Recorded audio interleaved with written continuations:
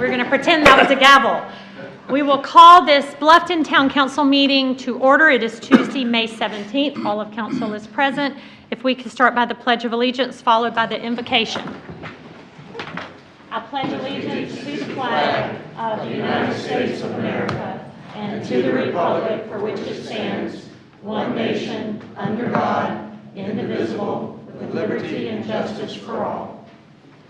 Before I begin with the prayer, I do want those who knew Bill Workman, who is our town manager from 2006 to 2009. He passed away on Sunday, and I just think it's to honor him, we should speak a little bit about his past before and after he was our town manager.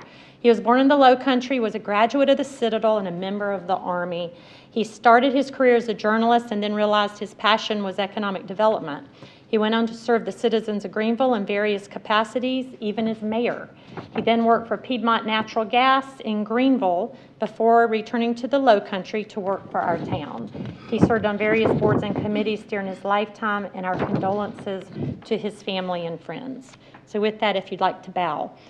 Loving and gracious God, you're indeed the giver of all good gifts, and we thank you today for all your blessings you have so graciously bestowed upon this wonderful town. We continue to seek your wisdom, guidance, courage, and strength. Be with us in our deliberations and help us to be wise in the decisions we make for the good of all of those who have placed their trust and their confidence in our leadership. We also want to pray for our next generation of future leaders who continue to make us all proud. And this we pray. Amen. Amen. Next is the adoption of the agenda. Any changes? No, ma'am. Item 6.2. Right, removal from the, sorry, I didn't put my glasses on. That's okay. So, Mayor, item, 6.2. Bill Herb Kurtzman and Weston Newton aren't here this evening. okay, so we'll remove item 6.2, presentation to the town of Bluffton, off the agenda with that omission. Is there any other changes? Is No, that ma'am. good? Is there a motion to accept the agenda? So moved. Is there a second? Second. Any discussion? All in favor, state by saying aye. Aye. Opposed? That's unanimous. Next is the adoption of the minutes. We had a regular meeting and a workshop. First was a regular meeting minutes of April 9th. Any changes? Not, is there a motion to approve? So moved. Is there a second? Second. Any discussion? All in favor, state by saying aye. Aye. Opposed? That's unanimous. Followed by town council workshop meetings of April 16th. Any changes or additions? If not, is there a motion to approve? So moved. Is there a second? Second. Any discussion? All in favor, state by saying aye. Aye. Opposed? That's unanimous. Next, we have presentations, celebrations, and recognitions. I'll just come down there. First is our Beaufort County School District Character Student of the Month. And we have Elizabeth. Is Elizabeth here? Oh, are you representing her? Well, come forward. Character.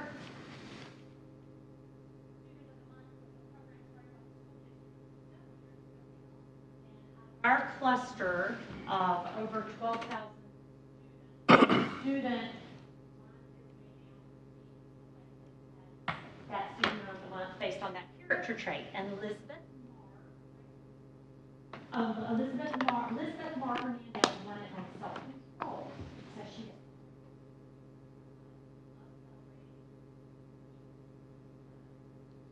You wanted to know a little bit about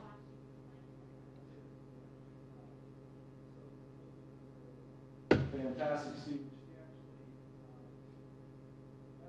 Difficulty.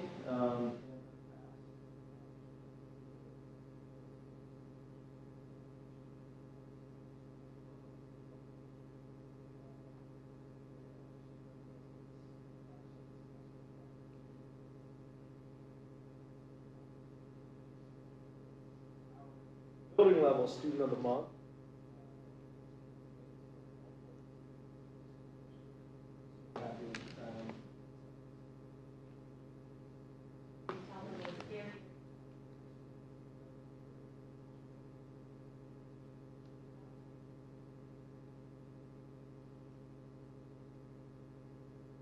Congratulations from us.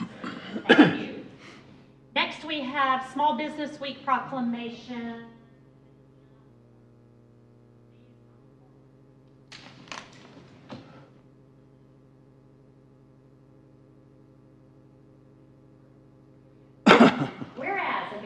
progress has been driven by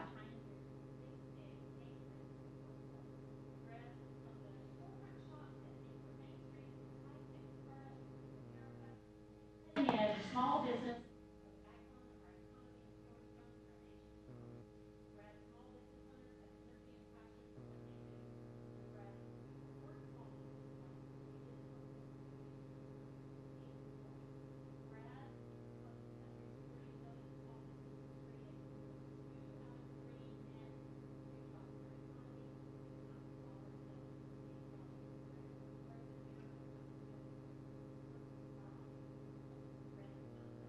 Works and joins.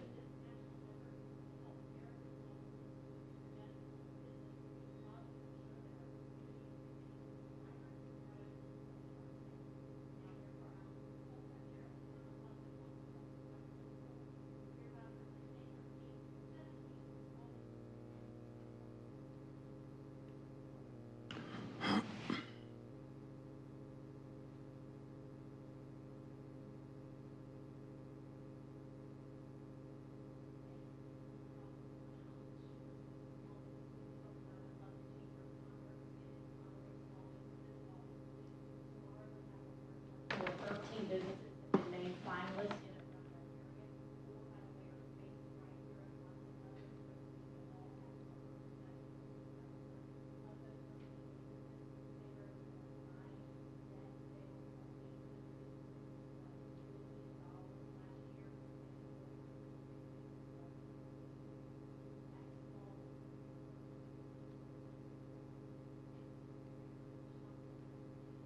in a next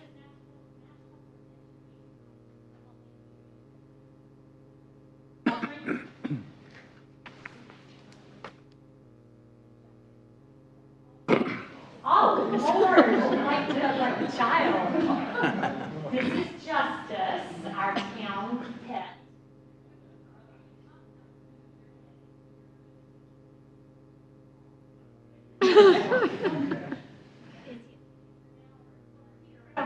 I'm representing the I know, team I'm talking about this one.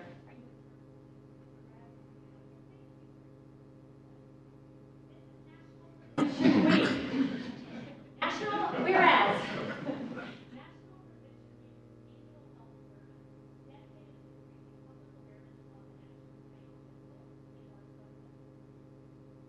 As National Prevention Week celebrates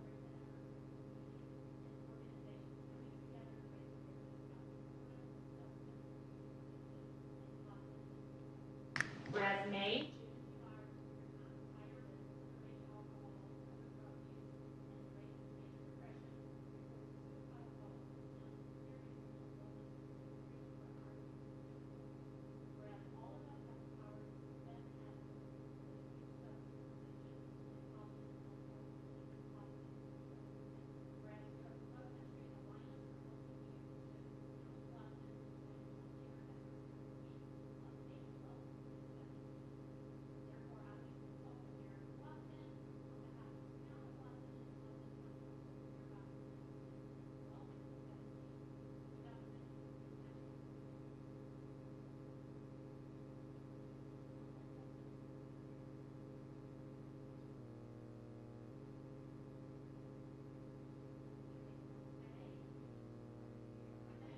I hear spirit here.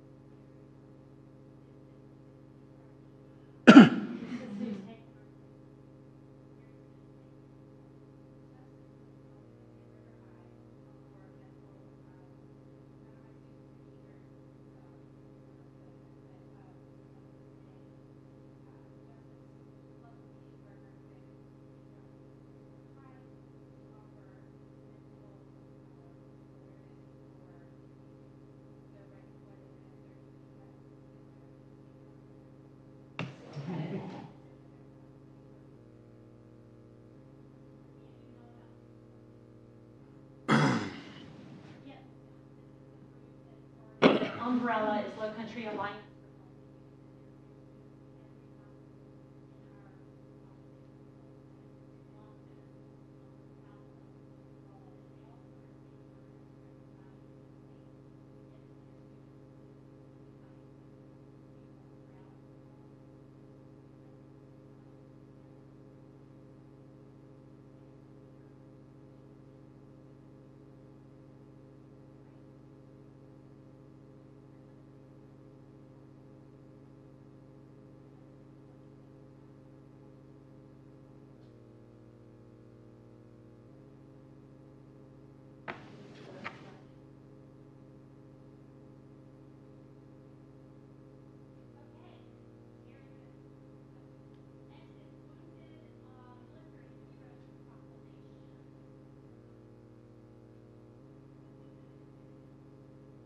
You're alone. Hey, Alicia. How are you? I'm doing well. What year is Good this? to see you.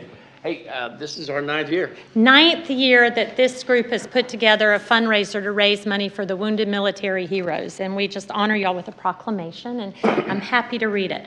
Whereas the Low Country Foundation for Wounded Military Heroes was founded by residents of Hampton Hall in an effort to raise local awareness and enlist the public's aid in meeting the needs of wounded military heroes.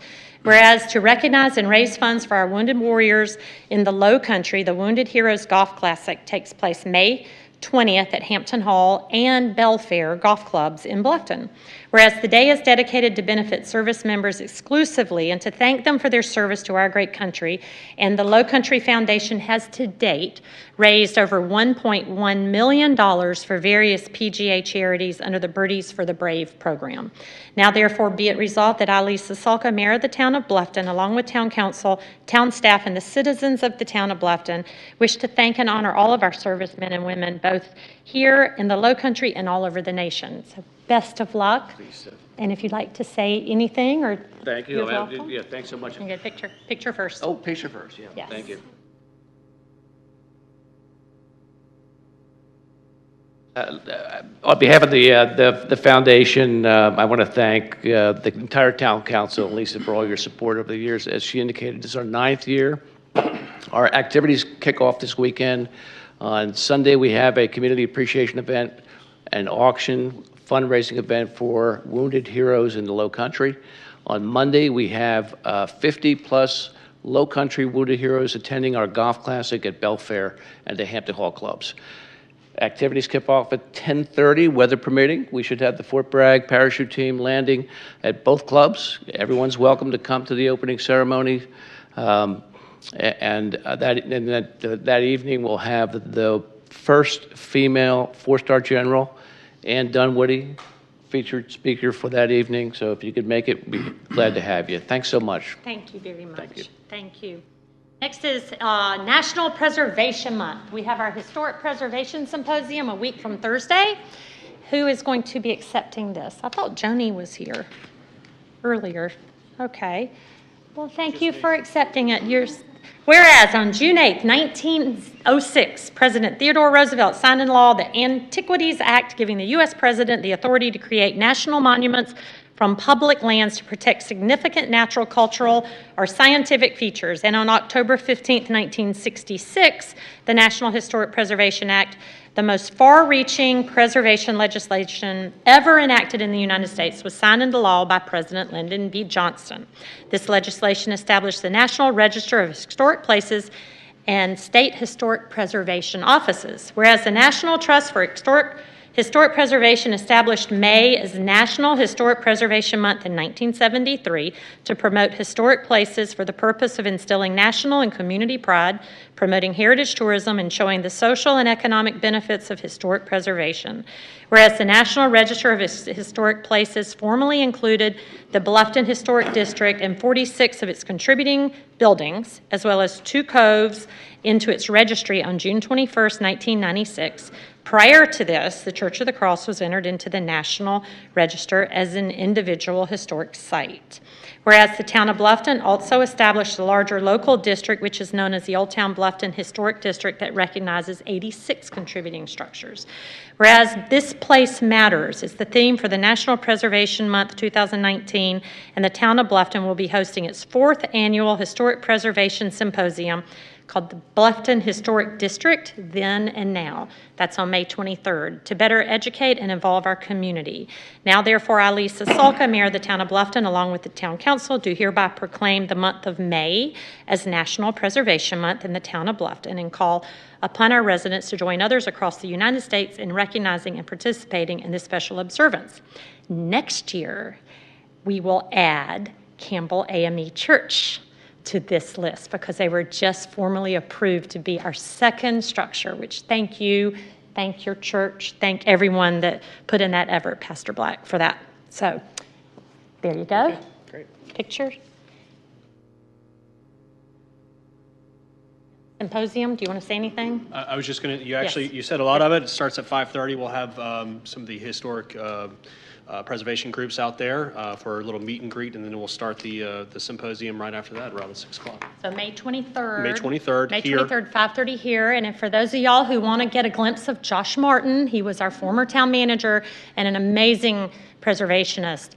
He will be here as well as Christian Sotil, who's highly sought after in this field. So please come. Now, more on Facebook. Yeah, thank you. Okay, we're getting through this, guys. National Safe Boating Week. I should come to y'all. Thank you for coming to get this. This is very important.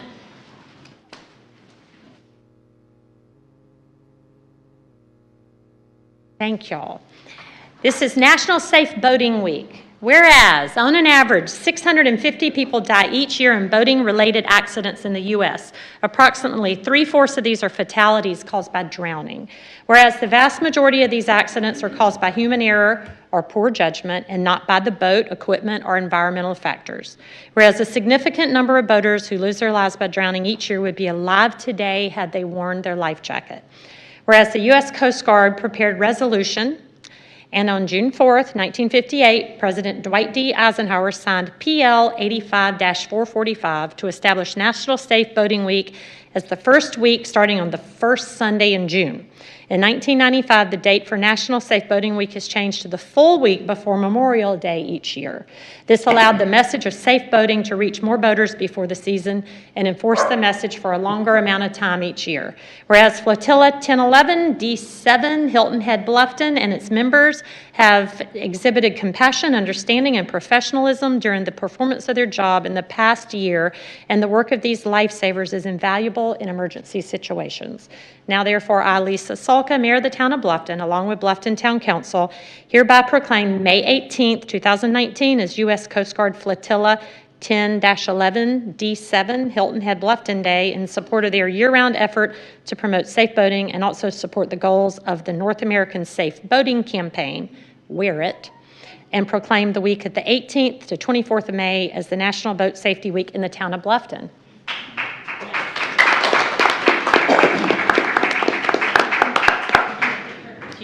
Say a few words if you'd like. Okay. Did you get a picture? Did you get a picture? Yeah. Let's get a picture. Mayor, can you in the middle?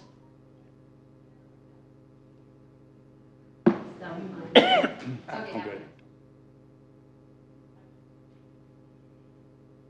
This coming Saturday is Bluffton Safety Day. 3 years ago, we partnered with the Police Department of Bluffton. Justice, please.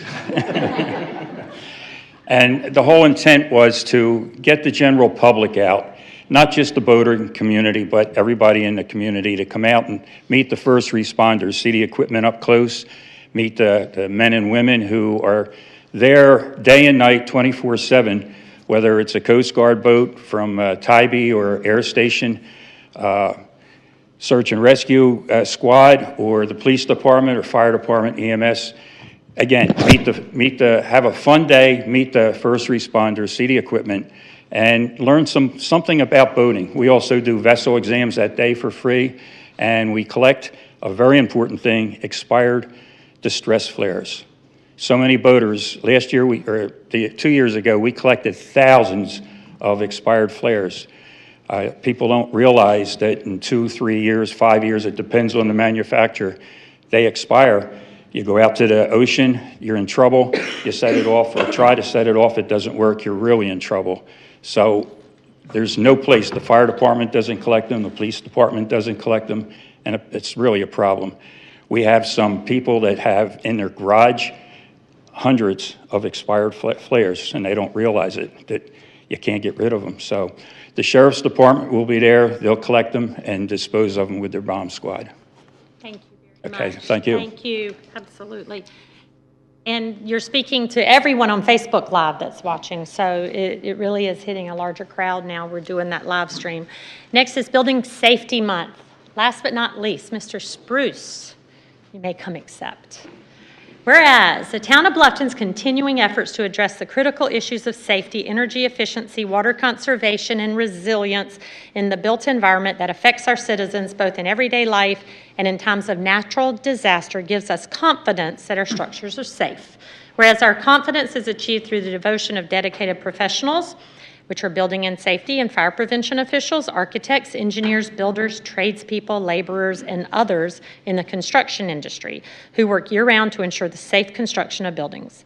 Whereas Building Safety Month is sponsored by the International Code Council to remind the public about the critical role of our community's largely unknown guardians of public safety, our local code officials, who assure us safe, effective, and livable buildings. Whereas No Code, No Confidence, the theme of Building Safety Month 2019, encourages all Americans to raise awareness of the importance of safe and resilient construction, fire prevention, disaster mitigation, and the new technologies in the construction industry. Building Safety Month 2019 encourages appropriate steps everyone can take to ensure the safety of our built environment and recognize that the implementation of safety codes by local and state agencies has saved lives and protects homes and businesses. Therefore, be it resolved that I, Lisa Sulka, Mayor of the Town of Bluffton, along with Bluffton Town Council, do hereby proclaim month of May 2019 as Building Safety Month on this 14th day of May. I also encourage citizens to celebrate Building Safety Month and to support efforts to protect our community and its built environment.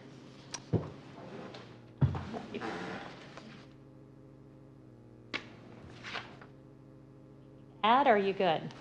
I just want to say that I thank the mayor, council, and all the town staff for the assistance and the backing for us to be able to do our job. We're not the most popular people on job sites, but with your assistance, we're making buildings much safer. Thank you, Mr. Spruce. Okay, moving on to public comment. The first portion of public comment is related to the formal agenda items. And you may sign up online. You may come before 6 o'clock and fill out a card. If you do, you will choose whether to speak to an agenda item or something off agenda, and that would be followed up at a later public comment. Please speak into the microphone. Say your name and address, even though we know probably who you are, and limit your comments to 3 minutes. So this one is on agenda item 9, which is our workshop, and it's Rod Musselman. Hi,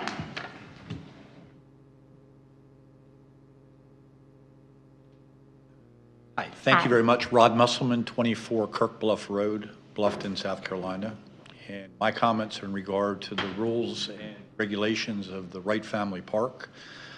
Speaking on behalf of the vestry and members of the Church of the Cross, we respectfully request that no alcohol be permitted, served, or consumed in the park in accordance with the South Carolina ABC laws that state that within 300 feet of a church, that no alcohol be served or permitted.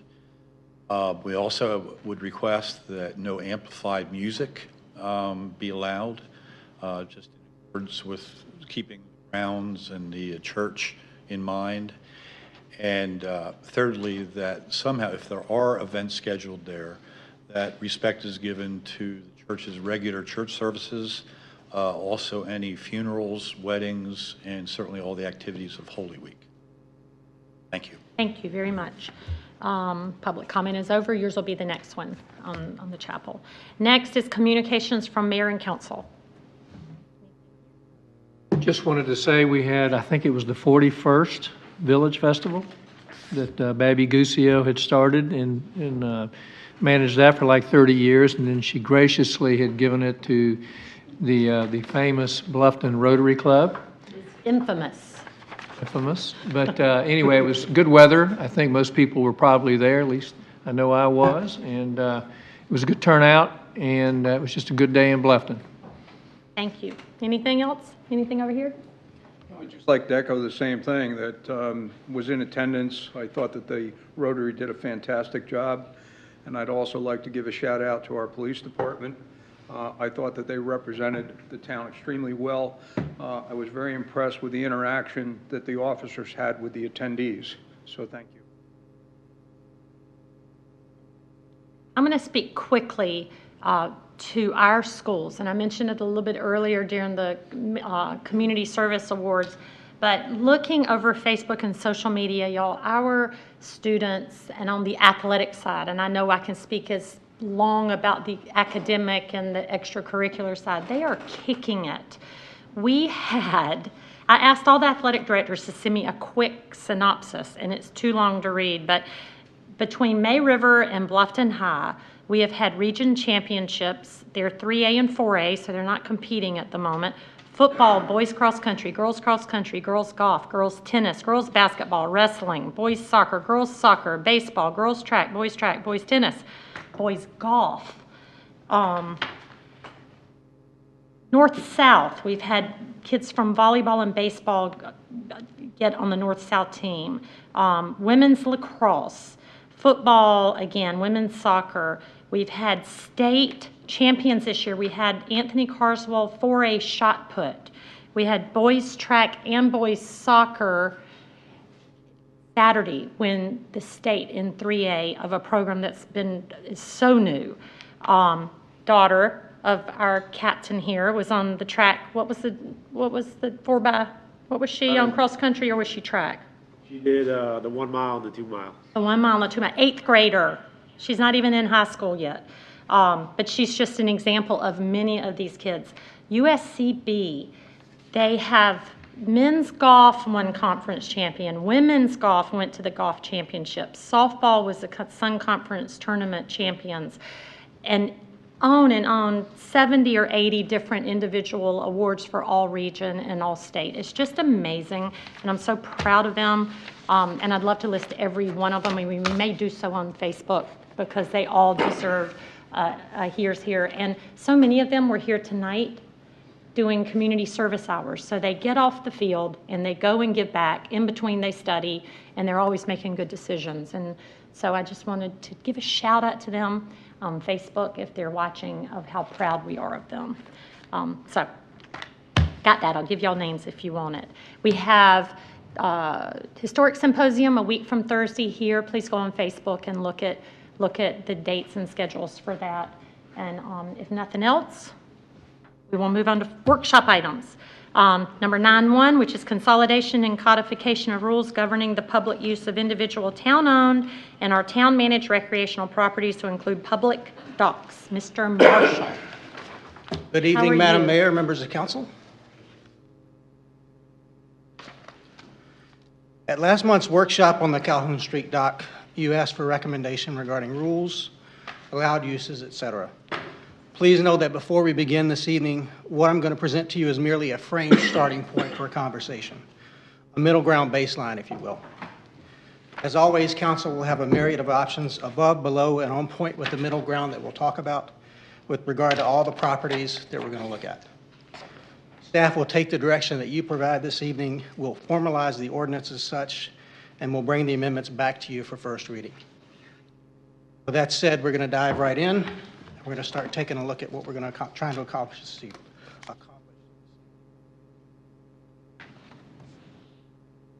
So there are really 5 purposes to this workshop. The first is to consolidate and codify park and dock rules. And I'll explain why that's important in a moment.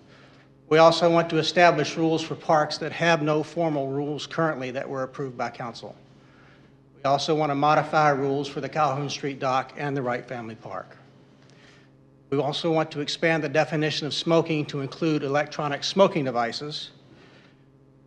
We want to establish uniform penalties for park rule violations. With regard to item 4, which is to expand the definition of smoking to include electronic smoking devices, staff thought it was prudent to address this issue of inclusion of electronic smoking devices into our rules since it affects public areas.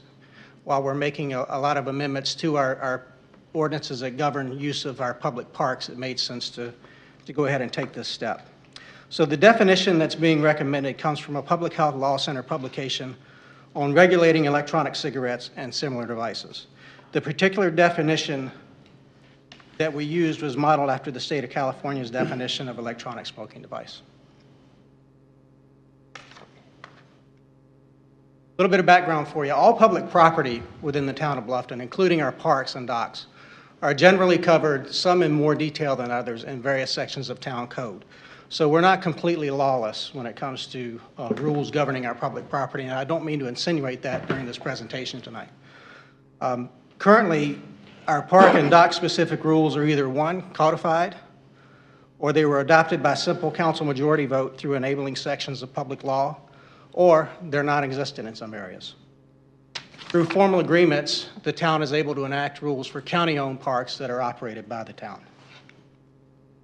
This gives you a rundown on our public parks and docks, what the status of the formal rules are. You can see we have codified rules for all of our docks, for our boat ramp, and for our dog park.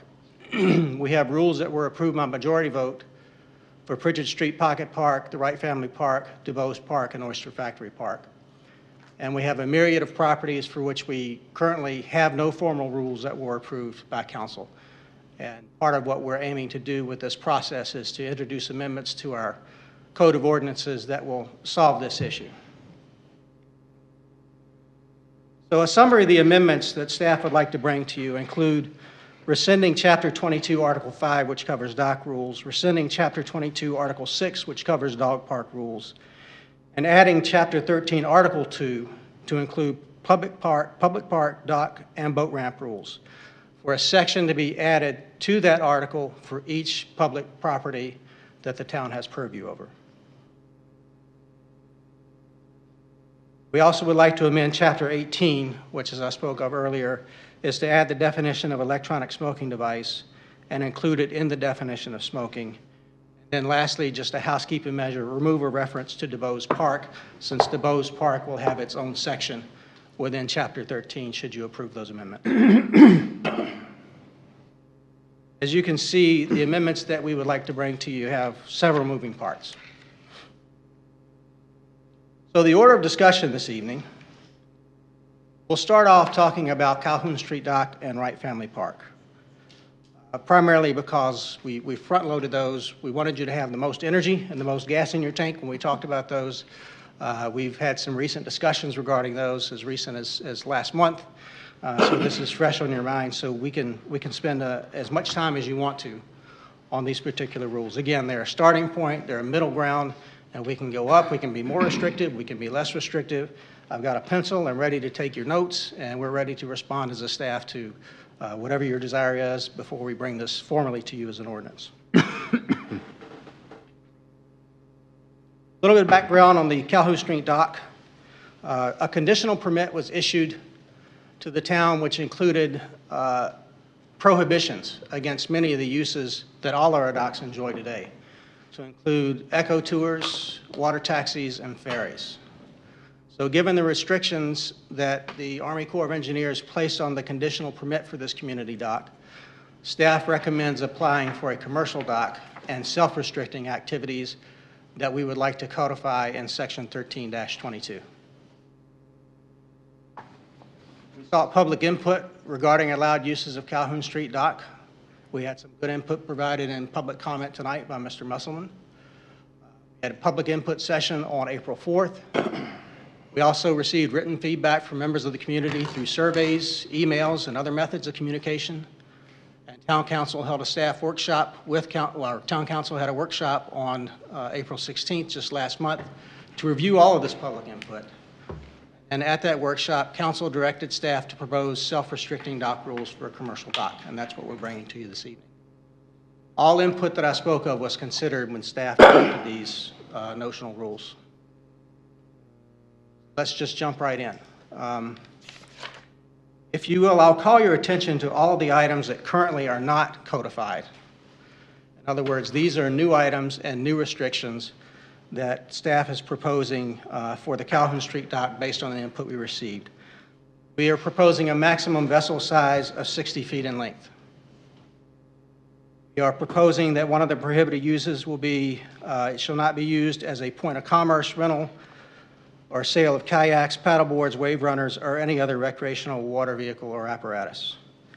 We are proposing no barges be allowed to dock at Calhoun Street Dock. We're also proposing that the hours of operation shall be from sunrise to 10 p.m. You will note that in your attachments, your draft ordinance does not, your draft amendment does not read this way because staff had an epiphany that perhaps sunrise to sunset, which is the way we currently had it drafted, was not the most user-friendly. If you wanted to come to Old Town and you wanted to dock your boat and you wanted to walk to the Pearl or walk to the dispensary and have a little dinner and come back to your boat, it seems reasonable that 10 o'clock would be a better hour than sunset. So you will see that differences if you actually dive into your attachments between. We're also proposing that a strict prohibition on alcohol at the Calhoun Street Dock in its entirety.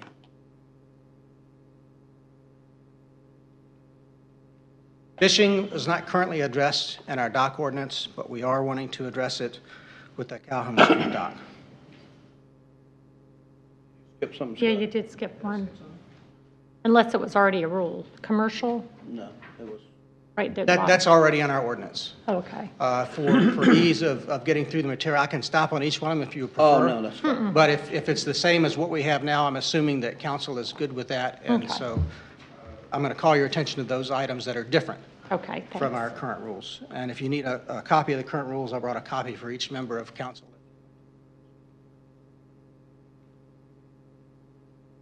So current rules are silent on fishing on docks, but fishing is allowed on boat ramps in our ordinances currently.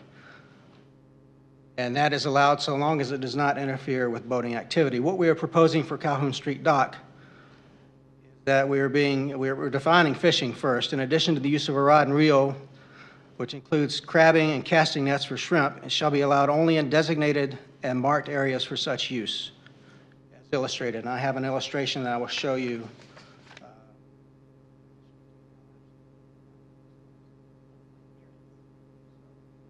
Here is the illustration. This is the 12 by 40 foot fishing pedestrian area that staff is proposing. It's a 120-foot long dock.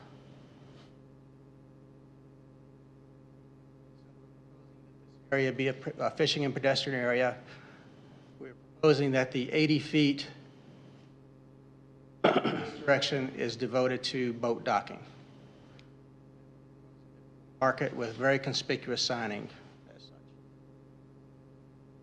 Just for frame of reference, this is a 60-foot boat.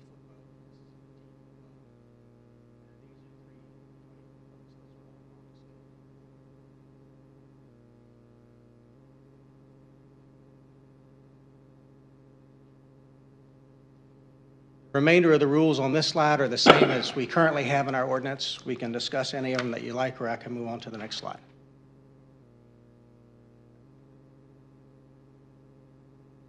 So we have added to securing vessels that tethering one or more vessels to another vessel is prohibited. Otherwise, we are keeping in our, or we're suggesting to keep in our ordinance that every vessel tying up to a dock must be fastened both at the bow and the stern. We're also adding that pets must be under control. Our ordinance now is silent on that with regard to docks. We're also saying that the discharge of fireworks is prohibited, is what we're suggesting. Smoking is also prohibited. Those items currently are omitted from our dock rules.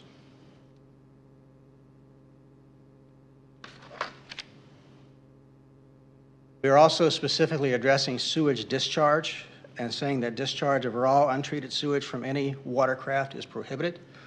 We are silent on that aspect right now. We'd like to correct that, as well as the storage and disposal of toxic substances being prohibited. Lastly, we're also adding parking, that motorized vehicles and parking are allowed only in designated areas. So those are the items that we are suggesting to add to govern the use of the Calhoun Street dock.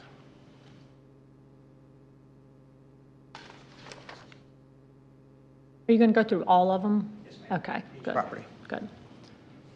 Next, if there are no question or discussion about Well, I the was going Calhoun to say, Street do you dock. want questions on? Yes, ma'am. Anytime you Okay. have a question, this is a workshop, so I will So interact let's with you as kind much of, as. do you want to do questions after each?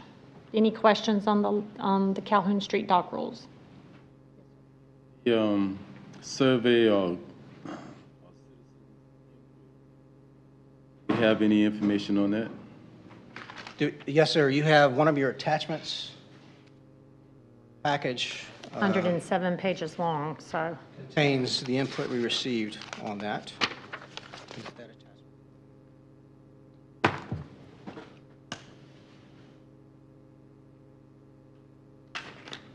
Do not have that in your package. I didn't think so. I thought My it was mistake, just- Councilman. We do not, but we can provide that information to you. I believe we had our workshop last month. We can find that for you and get you anything.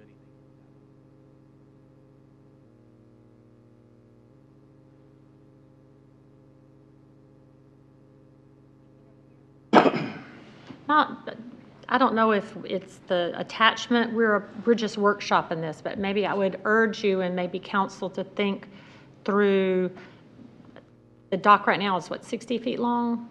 And there are days when there are no boats and there are fishermen that are taking up every inch of the 60 feet. And now we're limiting it to 40 and they can't go on the other 80 at all? Is that the way I understood it? Currently, that's what staff is proposing, but again, this is Okay. a starting point for a conversation. We can add to the fishing area and take from the boat loading area. Well, I one think, way or the other. fishermen are very polite anyway, and I see a fisherman in the audience, maybe they can speak to it, but, I mean, I just hate to say, oh, you can only fish here, and most of it's where the ramp's coming down, so if there is a boat that's picking people up, they're gonna be meandering through there, and maybe more strict on where the boats go, and not so strict on where the fishermen can go, because I've sat there many times, and they move, they're very respectful.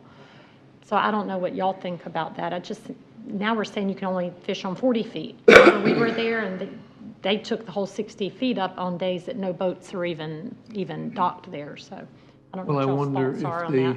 the verbiage could indicate that, you know, written in such a way that if the boats are there, you know, they don't need to be there, but if the boats aren't there, and I don't know how you would do that, but I'm sure it could be done.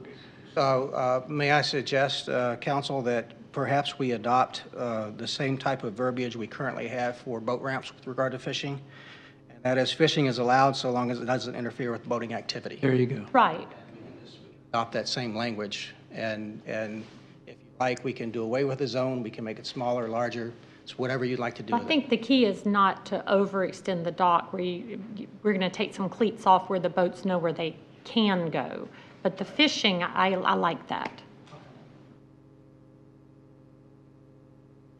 I was going to make a suggestion too, because I saw what you just mentioned, Lisa, with if we designate the ramp end of the dock, so to speak, for fishing, boat does come up there, whatever, the people are going to be walking right through them where they're fishing. And what you run into as the tide changes, if the tide's coming in, everybody's going to want to fish off the west side of the dock, and then as soon as the tide starts going out, everybody wants to move to the east side of the dock because that's the way your line's going to go. If you're fishing off this end, you drop your line, and it's going up under the dock, and in minutes you're going to lose your rig and not put it back there anyway. So I kind of think that if we do what we have now, you know, that they have to move when a boat is coming in, right, if they're in the area. I would think that it would make more sense, in my opinion, to put the actually unloading area closer to the I ramp, was thinking that too. How hard that would be. so that dock, you know, it wouldn't be an issue at all. I think that it would probably be appreciated by the people that do use it. Pull in there, they can get gone and not have to even go on the other parts of the dock, or vice versa.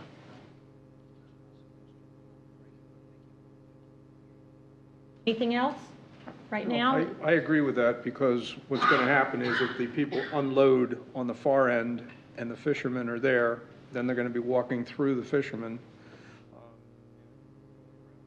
buckets and everything else. So fishermen are on the far end, again, when the boats are present. Factor out of it. Am I hearing that we still want to designate a loading unloading area, or just that's where we put the cleats? Well, I personally think there should be a designated Okay. loading and unloading. That doesn't mean that somebody can't throw a line out, there's no boat there or coming there or in the Okay. way. All right. But Yeah, I just wanted to say that this has been an arduous process, and we've had lots of public feedback and lots of concerns, and I think that what is being proposed addresses the great majority of that. I like what I've heard personally.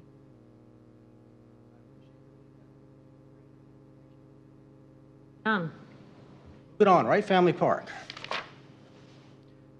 We did adopt some rules for Wright Family Park in July of last year. They're basic rules. And I will cover these the same way I did the dock rules. Anything that's being proposed that's over and above what we currently have, we'll talk about. And if you want to talk about anything we currently have in place, I'm happy to do that as well. But we are suggesting no grilling.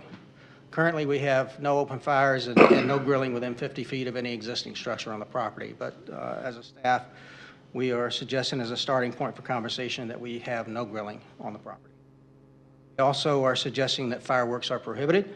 And we're throwing in a littering paragraph there because we don't currently address littering in one of our rules, believe it or not. We are also saying that the possession of an open container of alcohol or consumption of alcohol is strictly prohibited. So not even with a special events permit will alcohol be permitted on that property. We are also suggesting that we prohibit amplified music. We also are suggesting that pets must be under control at all times.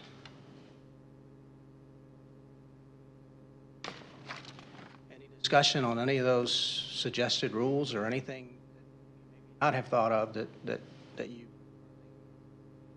No solicitation to me. Why is that?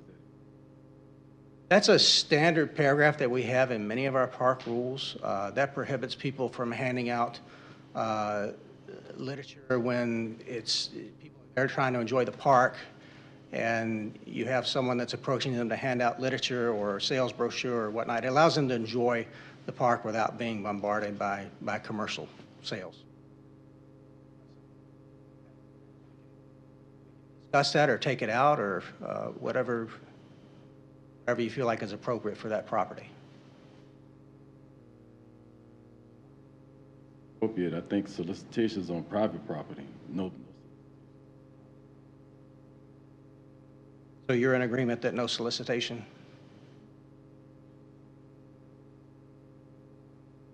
I'm confused, Councilman. Are I don't you think saying we need that no solicitation rule. You're saying you're recommending we allow solicitation? Got that in all our other parks? Or those what's the county stance on that? I'm not sure, ma'am. I haven't looked into that, but I do know that's a standard rule for all of the parks. For the rules that you've adopted so far, you've adopted a no solicitation rule as a council.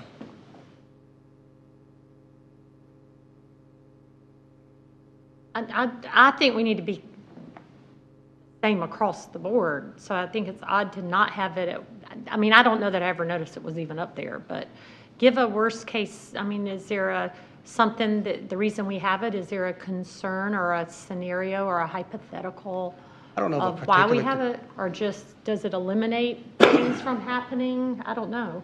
I mean, I don't really want someone to come up and ask me to buy cookies reading, and I can't say there's no solicitation if it's not already listed up there, but I'm just But also would be a trying to- prohibition against windshield flyers, that type of thing, when people gather for an event at our public parks and they park in the parking lot. That would be, I believe that would be considered solicitation. It would be, Councilman? yes. Yes. I would prohibit that. But this is the park, not the parking. Is this the park or parking? Park. Okay. Parking lot is part of the park. I'm okay with what's in there, me personally.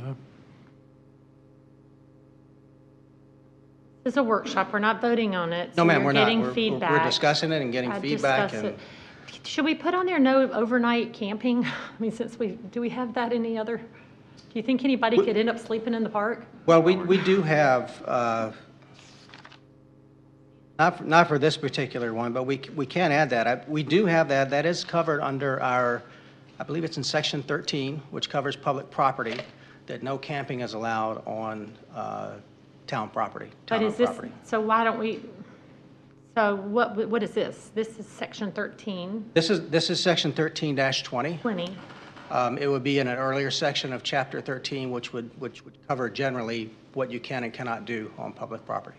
How is that compared to this then? Is this what we're going to, is what we're going to see on a sign? Yes, ma'am, ultimately, these would be rules that we could post on a sign. This also is a section that's devoted, or a paragraph that's devoted specifically to Wright Family Park, and what we're proposing as a staff is that we devote a paragraph within Section 13 to each particular park. So if town manager wants to know what the rules are for DuBose Park, if someone's asking him, he can go right to the DuBose Park section of Chapter 13, and he knows what. Should we put a time here like we've done DuBose Park? Because I know we've had issues with police at nighttime. Shouldn't we have the similar times here as well?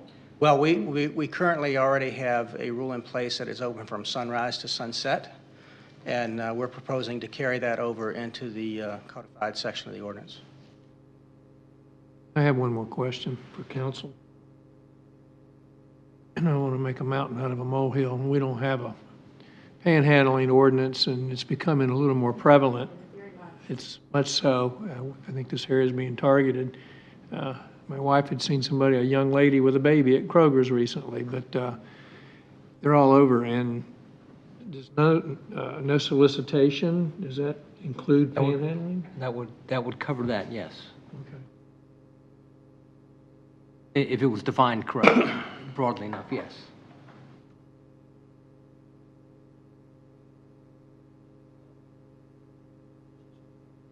I'm not a fan of sunrise to sunset, just because it's different every day. Real world, let's just make times, 9 o'clock to 10 o'clock or 9 o'clock to 9 o'clock, so that it's the same. The state for years and years regulated the shrimping industry and the oyster industry by 30 minutes before sunrise and 30 minutes after sunset. Well, if you got to check the paper or go find out what time the sun's going to set before you know you can go to work, and you're offshore and you don't have, it's kind of, it's just a moving thing that I think that a set time, whatever that time may be, I'm not saying what time, just have a time, whether it's 2 o'clock, 10 o'clock, or whatever, so that it's defined very clearly and there's no, not having to go look and see what time the sun set. Sunsets, it's still daylight. Right. For another 30 minutes or so. Larry, does it make any sense to, in the wintertime, it's dark at 5 o'clock. Summertime, it's dark or sunlight till 9:30. Does it make any sense to have winter months and months? I'm not pushing for that. The state, what they do with us in the commercial fishing is it changes with the times. Time of year we can work from 5 to 9, and then when the days get shorter in the wintertime, it goes from 5 to 7 or 6 or whatever. I can't remember. So, that's one way of doing it, or you can just pick a happy median somewhere and say, okay, 9 o'clock or 10 o'clock or whatever time it may be, and the park's closed. I would go to Captain. We have DuBose Park. I don't know what those hours are, but I know you had issues late night, and we had to change that. What's enforceable, and what do the police? What do y'all like to see? Ma'am, just recently as yesterday, we had complaints over at Oyster Factory Park because kids were there after dark hours. The problem that we face is fall hours are different than spring hours. So I think that the best for us would be from sunrise to sunset, and that's just because the hours are going to change depending on the seasons. So Nothing good can happen at a park when it's dark. So That's- sunset to you means dark, not, Yes, it ma'am. sunsets 6:30, but it doesn't get dark till 8. So is 8 o'clock sunset in your world? Or is, when it says it on paper, sunsets at 6:30, but it's still light? It's when it gets dark, ma'am. It could range, like I said, between the fall and the spring. I'd rather him be able to enforce it. Yeah. Should sunset say dusk? Dawn to dusk, That's fine. that's light to dark. But I would prefer that you have sunrise to sunset, because that's something you can look up. I just looked up when sunrise was this morning, was 6:35. It was light before 6:35. Maybe you say 6 to 10, 6 a.m. to 10, or 6 a.m. to 9. We're back to winter Winter months. months, And 5 o'clock it starts. That goes right back what you said a little while ago. We have two different times when, I don't know whether we're going to continue to have Eastern Daylight Time or not. Perhaps we will, perhaps we won't. Standard Time. To get the general public to understand sunrise to sunset, you're going to have a window in there of 30, 45 minutes, right. both ways every day. So, I mean, it's not to be able to, somebody, you come up there and say, all right, y'all got to go, and they say, well, I can still see. You know what I'm saying? It's going to, people don't pay that much attention to it, I don't think. Where a time is a time. You can. Mr. Timber, if I nail it. may, we will use discretion when it comes to enforcement or something like that. If it's late at night at 10 o'clock, that's something different than 6:30, 7 o'clock at night, and it just turned dark. You know, our officers are not going to go out there and give a bunch of people a hard time if it's 7 o'clock and it just turned dark. You know, I think we have our discretion that we could. I mean, if it's enforceable is the thing, so we got to come up with the wording so that it's legal for you to say, you got to go, or, Councilman, if I you know, could. that's what we're working on now, is to put it where it's, If I could just remind council that currently many of our parks are under a rule that you've established that they're open from sunrise to sunset, and that's enforceable. And so I guess I would ask our police department, have there been any issues with enforcing a sunrise? There have not been any issues from the parks that have those rules and that we've gone out to. We have not had any issues.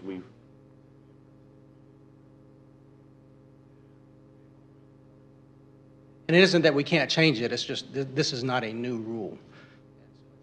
Operating well as far as I can tell, but we can certainly address it and modify it if needed. Sunset tonight is at 8:13. I'm okay with this I don't know. at a park. We're not talking about parking a boat. The boat, they address to 10 p.m., which I think is probably adequate. Is anyone solely against sunrise to sunset? I think truthfully, when you look at it from a perspective of being able to enforce it, and then you look at the time changes and the way the seasons go, I'm fine with sunrise to sunset. Yeah, I am too, Harry. I'm thinking that when we, which I'm on the water probably more than most of y'all put together, but even at Oyster Factory Park, you know, I mean, you have a lot of people that come down and watch the sunset, and they, you know, sometimes they want to sit there, you know, talk. Some of their friends come or whatever, and they're sitting there having a, you know, enjoying the Having a evening. what, Larry? A prohibited beer? Whatever. And you know, if we're going to spend all this money and make the park nice, you know, with the boardwalk, the bulkhead, and a place that people could go and look at the water if they want to sit out there with their girlfriend or whatever, or maybe they might take their wife out there and sit there and talk for a while after the sun goes down. So I mean, I don't know. I mean, it's a huge investment with the taxpayers' money to say you can only use it, you know, certain, I mean, I'm not saying being open all night or anything, but I think being a little more lenient for the people would be, in my opinion, better. So that's just my opinion. Well, I don't think anyone needs to be in the dark in a park. They all talking. But what do y'all think? You want the general sunrise to sunset? Do you want to put a time on it? No, I'm good with the sunrise and sunset. On against, I am too, with discretion. Sunrise to sunset, and then I don't think anybody's going to go down there and beat somebody over the head if they say, hey, according to the internet, tonight is sunset at 6:35 and it's still light outside. There's going to be some discretion. The only issue that would come up is that if someone got a ticket for being there at 9 o'clock at night because sunset was at 8:30, light, and then other person got a ticket, says, wait a minute, you didn't give that person a ticket, you're giving me one. He's violated the same rule I have. So perhaps a selective enforcement argument that you might face in municipal court. That's the only downside I see to it. Let's deal with that, should it ever happen. Yeah. Because it's Sure. not, it's not a problem today, and our police department's not sitting there waiting to see that the sun goes down, so. How to enforce if called, probably, or late at night and you hear something, I'm sure we'll. I'll tell you the majority of the time, Madam Mayor.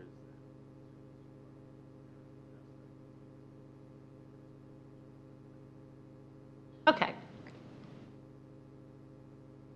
So no overnight camping is in our ordinance somewhere. We don't Yes, need it ma'am. on our list of It's rules. in the ordinance and somewhere in Chapter 13. If I am wrong on that, I do not think that I am. We will Double check address it that. specifically Okay. when we bring it to you for first. Great. Okay. So lastly, the favorite topic, parking. When we get to the part of developing the Calhoun Street dock further and developing the Wright family property, there will be a need to examine the parking situation on Calhoun Street. At that time, staff will bring to you a proposal to extend the current the current 3-hour restricted parking zone that now runs Calhoun Street from May River Road to Bridge Street, to extend that further south of Bridge Street, Wright family property and beyond.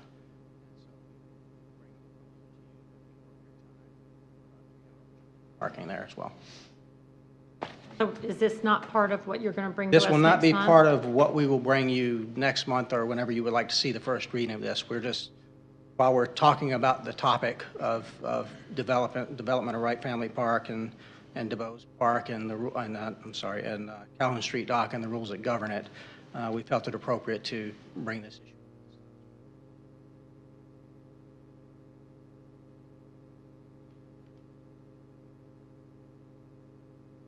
Factory Park. So this slide addresses Oyster Factory Park in general. We have separate rules for the Oyster Factory Park dock that we will also discuss. Just as a reminder, as a council, you adopted rules for Oyster Factory Park on March 8th, 2016 by majority vote. What I will cover with you will be, like the slides we covered previously, I will introduce to you or discuss things with you that are currently not adopted, but we can discuss any of these on the list. Staff is suggesting that we prohibit fireworks. Also suggesting that we put specific language to address littering. They're also suggesting to prohibit smoking at Oyster Factory Park.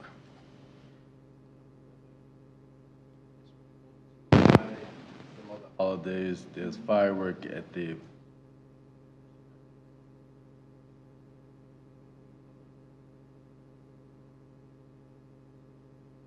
same thing here, meaning that Well, the language is such that fireworks are prohibited except as provided in Section 14, Article 4, which covers special events. And special events has a provision for if you want to include fireworks, there's a process for approval that you have to go through. It includes the fire department, the police department, other public safety measures. And so there are some avenues to still introduce fireworks. The fireworks that you normally see that go off at Oyster Factory Park already follow that process. And so what this does is it prohibits the hobby or the dad and the kids from taking their 4th of July fireworks down to Oyster Factory Park and setting them off. Don't we already have a town ordinance that prohibits fireworks within the town limits anyway? Entire town is prohibited from shooting fireworks already. To my knowledge, that's what I always thought Yes, so. it Isn't is. it? And Mark? just as a reminder, If you many go of the to that items that we section- have that we're putting specifically within the paragraphs for park rules are repetitive of what we might have in other sections of the ordinance. But again, this is for the ease of going to this particular section that governs this property, and here are all the rules that govern this property. for ease of finding it. And it's a painstaking process that we've gone through as a staff to be sure that these rules, wherever they're mentioned elsewise in our code of ordinances, are consistent. So the And so you group, are correct, Councilman Timmer. so the group that puts on the fireworks display that was an overnight success, they follow the permitting that Yes, ma'am. they're not going to be banned from it? Yes, ma'am, no. Okay. Okay. Yeah.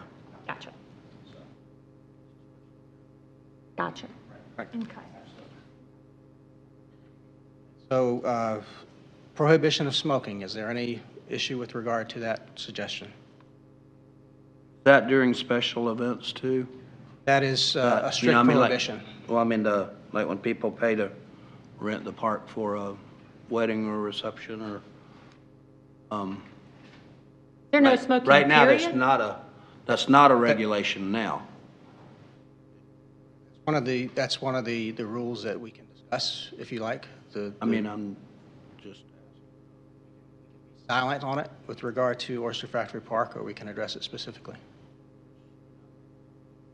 wedding receptions and all like that, there's quite a few cigars that get lit up, you know, normally after your daughter gets married or whatever, so, I don't see it being a big issue down there that, I think a special we can talk about event, it, I a don't special event should, that's, because we have no smoking at DuBose Park. Correct. Right? yeah, but we basically did that because of the children's playgrounds, Correct. Yeah. you know, around the That's true. children. We can modify that language to make it not apply to special events. To your point, if you rent the park, or after your daughter's wedding, well, you're probably going to smoke a cigar after your daughter's wedding. You don't need Captain Joe coming over to arrest you for lighting up a cigar. Don't see that he's going to do that, but No.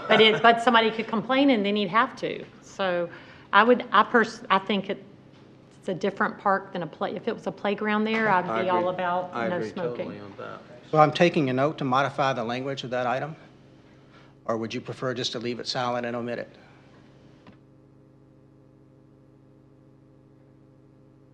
What do you think?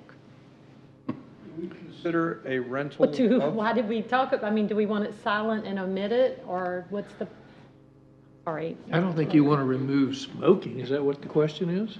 But, I don't know. do we consider a rental of the park to be a private event? Yes. It is. Yes, Councilman. Renting it, and I'm paying dollars to be there to host whatever it is, I'm not opposed for smoking being allowed during that event. However, general open scenario where you've got families, et cetera, that are there, then I think say, hey, sorry, smoking ban. But if we're going to collect dollars for renting it, goes there. I just took a note then to modify the language in that to exclude special events.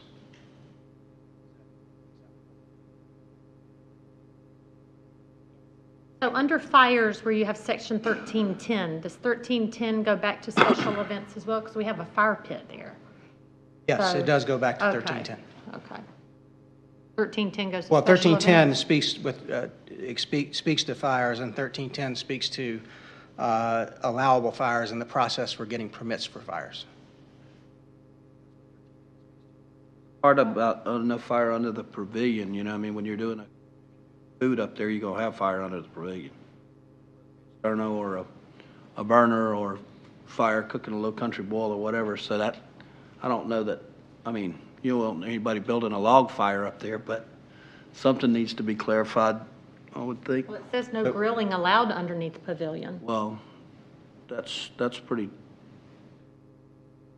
You don't want the pavilion well, I burned mean, down. well, if somebody's gonna rent a place and it, you know, a lot of times we do have, We just- you know, something there. We just did it at May River Cleanup, so we broke our own rule. Right. Because we grilled under. Right. Currently, that's the rule that's in place now, is no grilling under the pavilion No grilling, under the pavilion that you approved.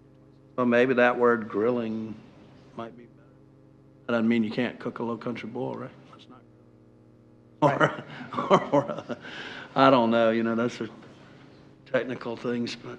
So let me go back to fires. 1310 speaks to fires in general, like I need a burn permit, but we built a great fire pit.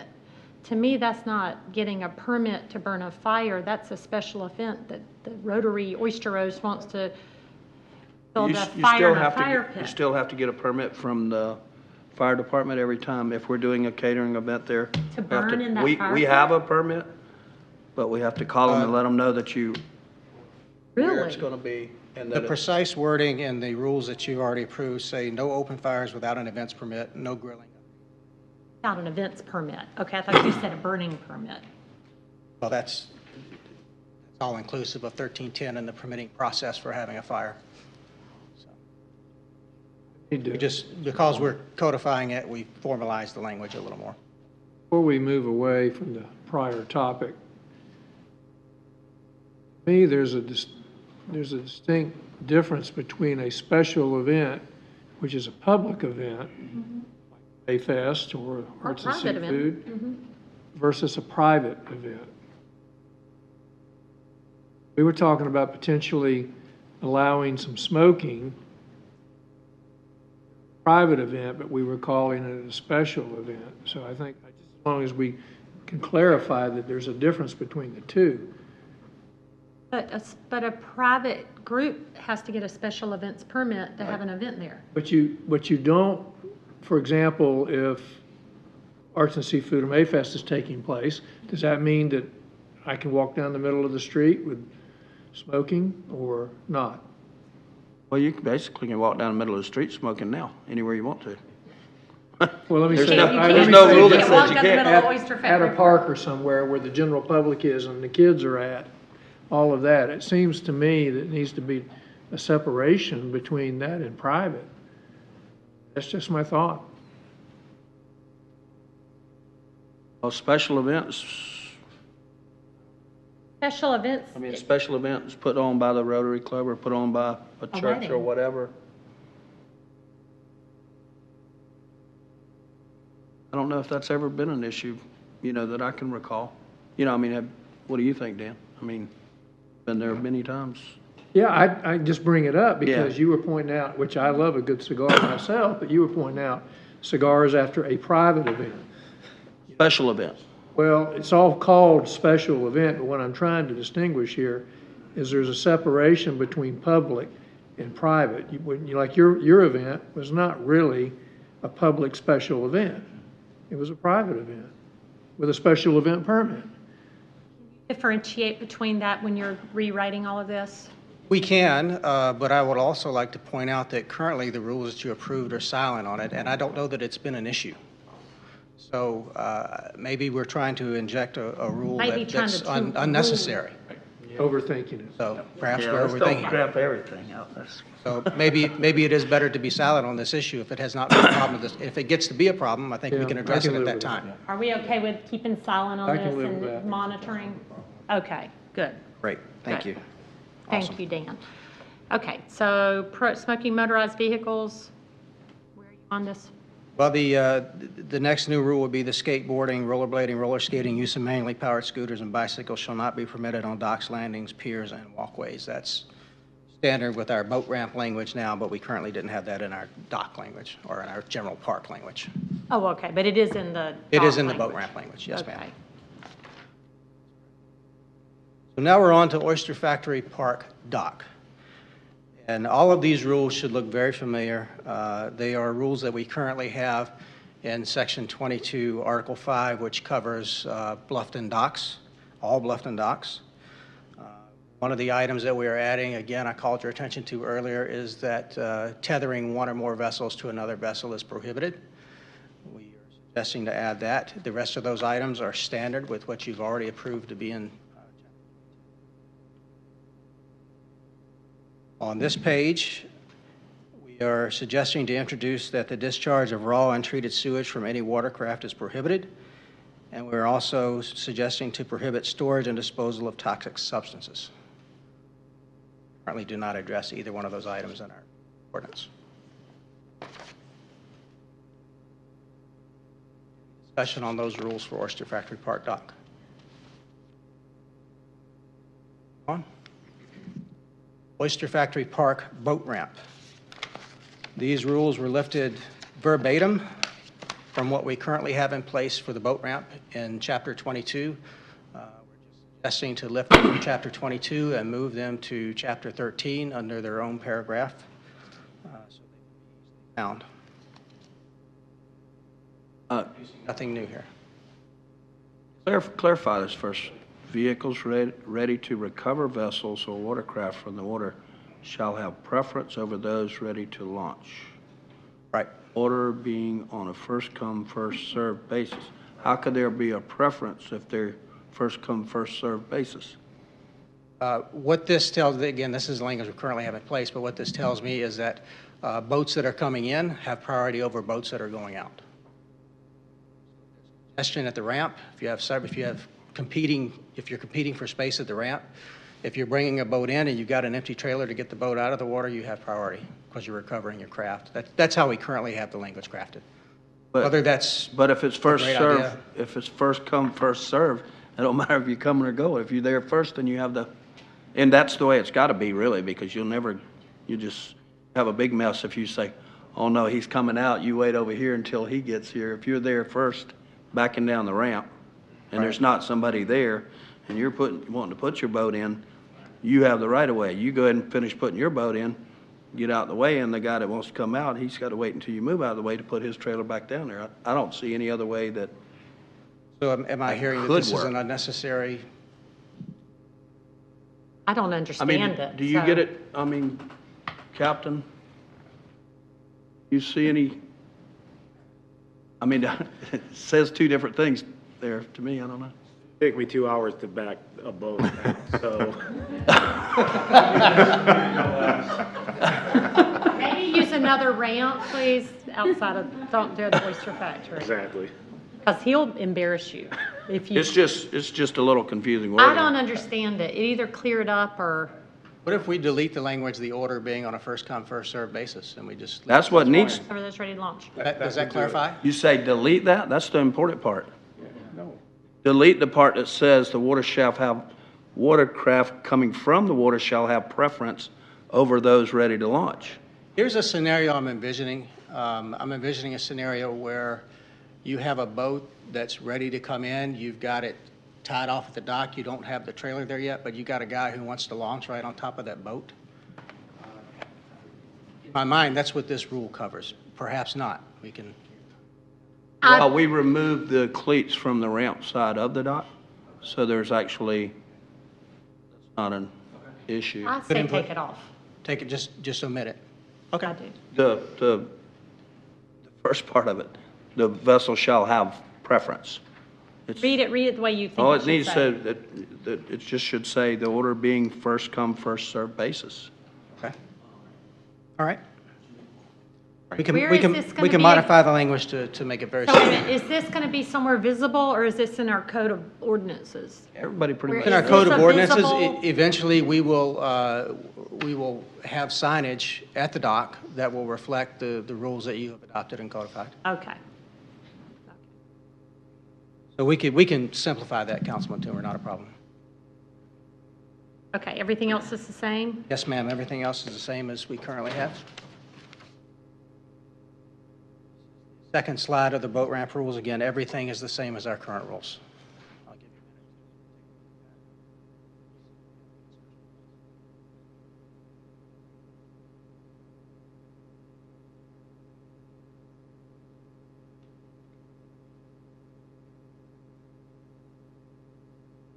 Are we comfortable moving on?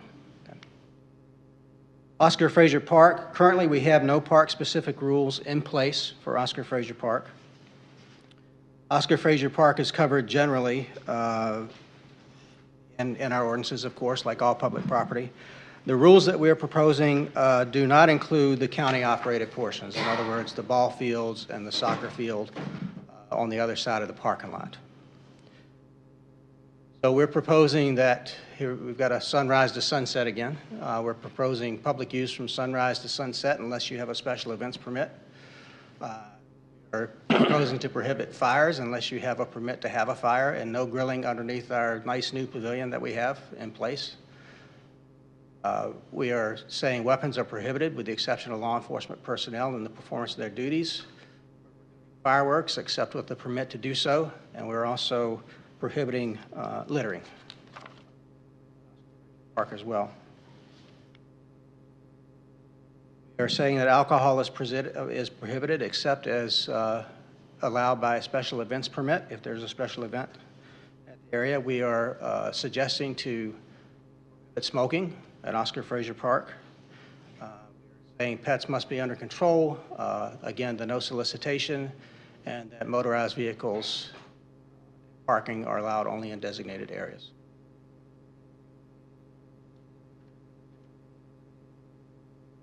Discussion or thoughts on those proposed rules? Moving on, dog park at Oscar Fraser Park. You did codify rules for the dog park in July of last year. We will simply move those rules with your concurrence to Chapter 13 versus Chapter 22. I think we have a pretty good set of rules in place for the dog park. They seem to be working well. And unless you care to discuss any of them, we'll move on to the next property. Has there been any issues?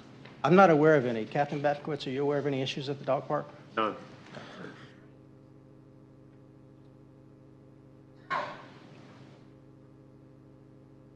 Next item is the Rotary Community Center.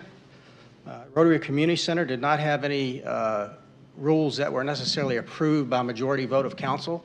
We have some rules in place on our rental agreements, and the rules that we have here were taken largely from that. We're saying that the center will be available for rental 7 days a week from 7 a.m. until 10 p.m., except for times when the town has the facility reserved for an official town function. Rented on a first-come, first-served basis, and the cost for renting the Rotary Community Center will be set every year in the annual budget and the schedule fee, the fee of schedule. We're also saying that fee waivers can only be granted by the town manager or his designee after careful consideration of factors including but not limited to whether the entity renting the facility is exempt from federal income tax as a 501c3 organization, whether the event for which the rental is requested is open to the public, and whether such an event is in the best public interest consistent with the town's mission and vision statements. Factors that the town manager will consider when someone applies for a waiver of fees.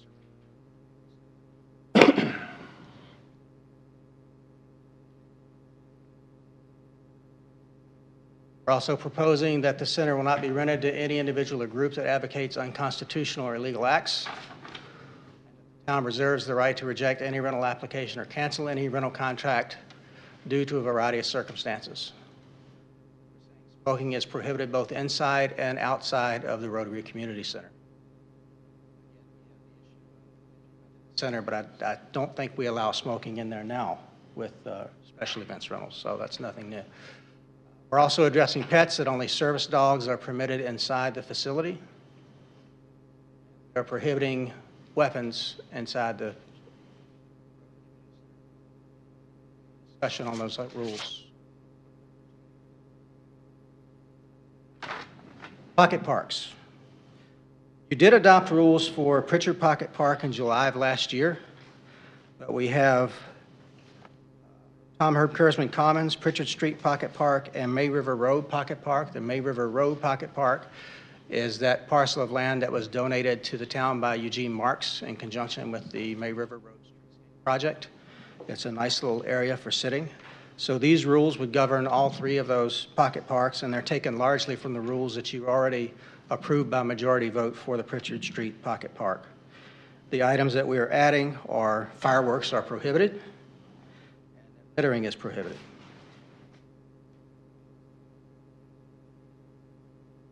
Parks are too small even with a special events permit to get fireworks in there. So, park at 68 Boundary Street. We have no rules currently established for this property. Again, proposing open from sunrise to sunset. That's consistent with DuBose Park. No open fires, no grilling. Weapons are prohibited. Fireworks are prohibited except as provided for in a special events permit, although I really can't see that as being an area where fireworks could be set off. Littering is prohibited. No possession of an open container or no consumption of alcohol is allowed. No solicitation. Smoking is prohibited. Parking in designated areas only. Pets have to be under control at all times and have to be in compliance with Chapter 4, which governs animal control.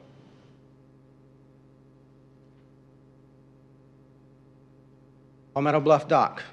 Again, these rules were taken verbatim with a few exceptions. We have some rules that we are suggesting to add. Second slide, which include no alcohol or open containers except as permitted in a special events permit. And we are suggesting to prohibit smoking on Palmetto Bluff Dock. Back a screen, please.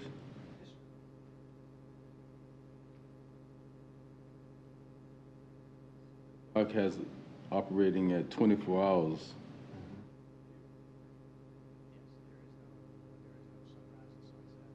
Close time at that dock, or any other dock we currently have.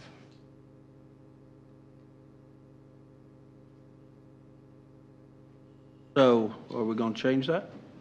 Or are we going to leave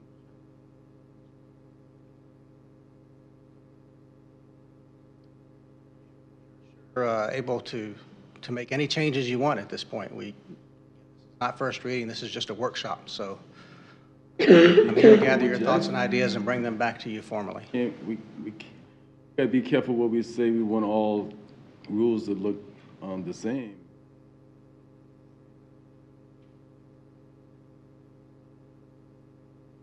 Sorry, it does not look the same as what, Councilman? We don't have any, on our other dock, we don't talk about vessels needing repair. Yes, ma'am, we do. Yeah, it's in That's there. covered under every set of dock I saw rules it. we're proposing to bring to you.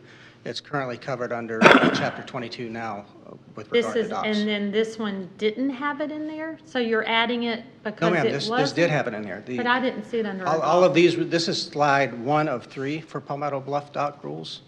All of the items that are on this slide are items that we currently have in our ordinance. Okay, but under your Calhoun Street dock, section 13-22, yes, and this is 13-23 because it's another That's the dock. but- proposed section that we would have to insert this. But I'm saying Calhoun Street dock doesn't talk about vessels needing repair. I'm looking at it. I know the Oyster Factory does.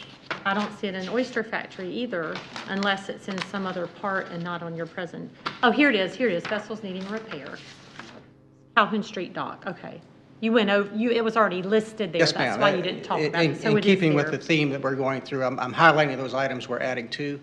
The items we currently have in our ordinance, I'm not stopping on unless you want to discuss them. Not a problem. But that is listed in all of our dock rules. Yes, ma'am, it is. Okay. Just Okay, to thank you. clarify one thing, Scott, I think I know what I'm asking you. Dock at the Oyster Factory has no time, sunset to sunrise, sunrise to sunset. Calhoun, you're The park proposing, does, the dock does not. right, you're proposing a time at the Calhoun Street dock, sunrise to sunset or whatever. Yes, sir. And Talking that's about based pen- on the input we received during the public feedback process. If I could correct real quick, sorry to jump in, sunrise to 10 p.m. 10 p.m. 10 p.m., yes. Shouldn't we be consistent then on our Oyster Factory dock? Well, you can't close the ramp. Not the ramp, the Well, dock. I mean, if somebody comes in and they're gone gigging at 2 o'clock in the morning, they got to tie the boat up and go get their truck. Rules are And there's no boat ramp the at rules Calhoun will Street. tell them that they can't go digging at 2 o'clock in the morning. Rules will say that you can't do that at 2 o'clock. Oh, well, that won't fly too good. Okay, so a ramp and a dock, you're saying should be treated differently than just dock? I would agree to that. Okay, I just wanted, if we're being consistent, we're being consistent on And I don't all the docks? Yes, ma'am, And we're- then ramp/dock? Yes, ma'am. We are Okay. very And the consistent. Palmetto Bluff dock, I don't see where there's no restrictions on it either, right? Yes, there are. Currently, Chapter 22 in our Code of Ordinances covers all of Bluffton docks to include Palmetto Bluff dock. Oh, but the 10 o'clock closing time is not in it, as we speak. So The only- if we adopt that for the Calhoun Street dock, that would automatically, No, that's why each one of these are broken down into a separate paragraph. So if I want to know what the rules are for the Calhoun Street dock, I go to the Calhoun Street dock paragraph, and it tells me what the rules and prohibitions are. If I want to know what the rules are for the Palmetto Bluff Public Dock, I go to the paragraph that covers the Palmetto Bluff Public Dock. That's And they not may or good. may not be the same as the Calhoun That is Street dock. not good. I think it should be the same. It's not good. Well, I I believe think one it of should the, be the same. It'd be the same. I mean, every property is different and unique in its own way. I understand that. Public Whether it's a is public. playground or Oyster Factory Park compared to a playground that's, built for children, or the Oscar Fraser Field of Dreams. If we're gonna put 10 o'clock, 9 o'clock or whatever on one public dock that we own, that's gonna look just like the other one over there, then I think, the times, so that you can't say, well, those people over there, they get to use their dock all night. But if you live over here on this side of town, you can't. Well, it can't dock more than 3 hours. Correct, in a 24-hour So period. why wouldn't we close it at 10 like every other one? And Mark, I just want to make sure, I believe you asked a question, I want to make sure we're clear. Oyster Factory Ramp and Oyster Factory Dock do not have hours associated with them, 24/7. Same with Palmetto Bluff. The sunrise to 10 p.m. at Calhoun Street Dock was simply out of the respect south of Bridge, limited activity. We had a lot of public comment from the churches with some concern that would become a point of, moving from and going to after the bars close at midnight on a Friday and Saturday night, that just becomes a little more obtrusive to residents, but also a little harder to patrol with the type of dock we're creating down there, with the 20 by 20 covered pierhead and things like that. So if the 24/7 rule, if you'd like to apply that at the Calhoun Street dock, like we have at our other two docks, I just want to make sure we're no, I hearing think you. we've separated ramp dock. Okay. Is a whole different Right. world. Now we're talking about town docks, the same exact looking docks, right across from each other. Why wouldn't we put 10 p.m. on the Palmetto Bluff dock? Because if something were to happen, I don't know, it's a town dock in a community. Wouldn't it be smart to, not that you're going to go out there and manage it, but I would think security would be even happy that it's shut. Right? Do you understand? Is that what you're talking about? Consistency? Yeah, well, it's two things too. Is there a reason? I understood that. The whole dock is going to close all the way. Nobody on the dock, whether they're on the floating dock or the main dock, the pavilion or whatever. Is that what we're going to do? At 10 p.m. Concern that I have is we're talking specifically right now about Palmetto Bluff Dock, and I don't know how much of this would be integrated with the Montage from a standpoint of wedding and/or banquets or any other type of, corporate functions that are going on there, as far as that would create an issue. That's town dock, it's not theirs. It'll be the same thing for any I other know we part do, of but town. I'm just saying, if we're looking to, They don't dock at that dock. They have their own docks that take, their boats are at a different dock. They do have people that come there, for special events that are going on there. Yeah. Up at the town dock, which is fine, but it's going to be out there enforcing it anyway. That's what's going to be my final, where's the Yeah, we got enforcement enough to on it? enforce now. It's I a could town add- dock in a private, in a community. Haven't talked to Palmetto Bluff whatsoever to know if they need that dock post 10 o'clock or not. So I would suggest if that was a consideration, that you give me a few weeks to at least talk with them. Well, this is workshop. Could you check with Ma'am. them on their wishes? If they would like that, then the earliest would be 10 p.m. because we're not going to do 8. But I still have a concern. That Palmetto Bluff dock is a public dock, so people at Palmetto Bluff can't control who comes and goes there if it's a public dock. Right. Their discretion is not always going to be, if I want to go to Palmetto Bluff, I can take my boat and go to Palmetto Bluff anytime. Correct. You have to leave by 10 if we pass that. If you So pass don't this, stay yeah. there at 10:01. So I think to Mark's suggestion, we still need to see how we want to be consistent with the rules. If you're going to make rules that apply to one, it should apply to, especially if we're adopting new rules to make sure that we, right. I agree with that. I would And- agree with that too. And there's another thing too that you have to keep in mind, that every county dock in this county, whether it's a ramp or whatever, They never close.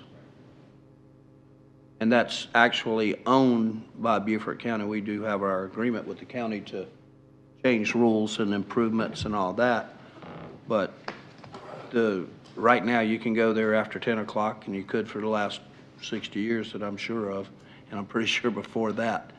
So we are making it more restrictive, on the people here, so. Dr. Befkowitz, has having the docks open 24 hours a day caused any issues? Doubling this dock, though, guys. We're making it twice the size. People are nervous, and I think it's a nice olive branch to accept. If we're going to build the dock the size we're building it, I think it's worth it. Based on the feedback that we heard, that's why staff was proposing I'm all right a certain with it. time where the dock could not be used anymore at night for Calhoun Street, for all the reasons that. What is the will of council with regard to this? So do y'all want do you want it the same on the two docks that we have? Let's take away Oyster Factory, because that is, there's at the Palmetto Bluff dock and the Calhoun Street dock. Do we want to keep the same rules on both of them to make it easier? But whatever it is, makes it easier for patrolling and lack of confusion.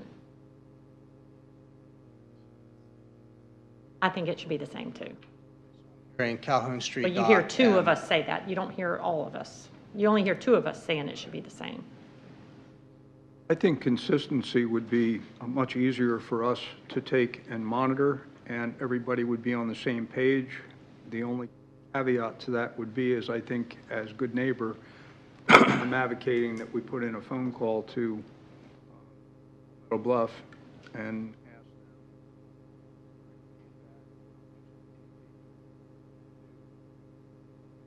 They've been good stewards to us, and I talking about an olive branch, I think that that's an olive branch that needs to be extended. So would you let them know what we're thinking and just get a head nod and before the next one? Is that what you want? Okay, so we're good. Ma'am, we're good. Okay. Thank you.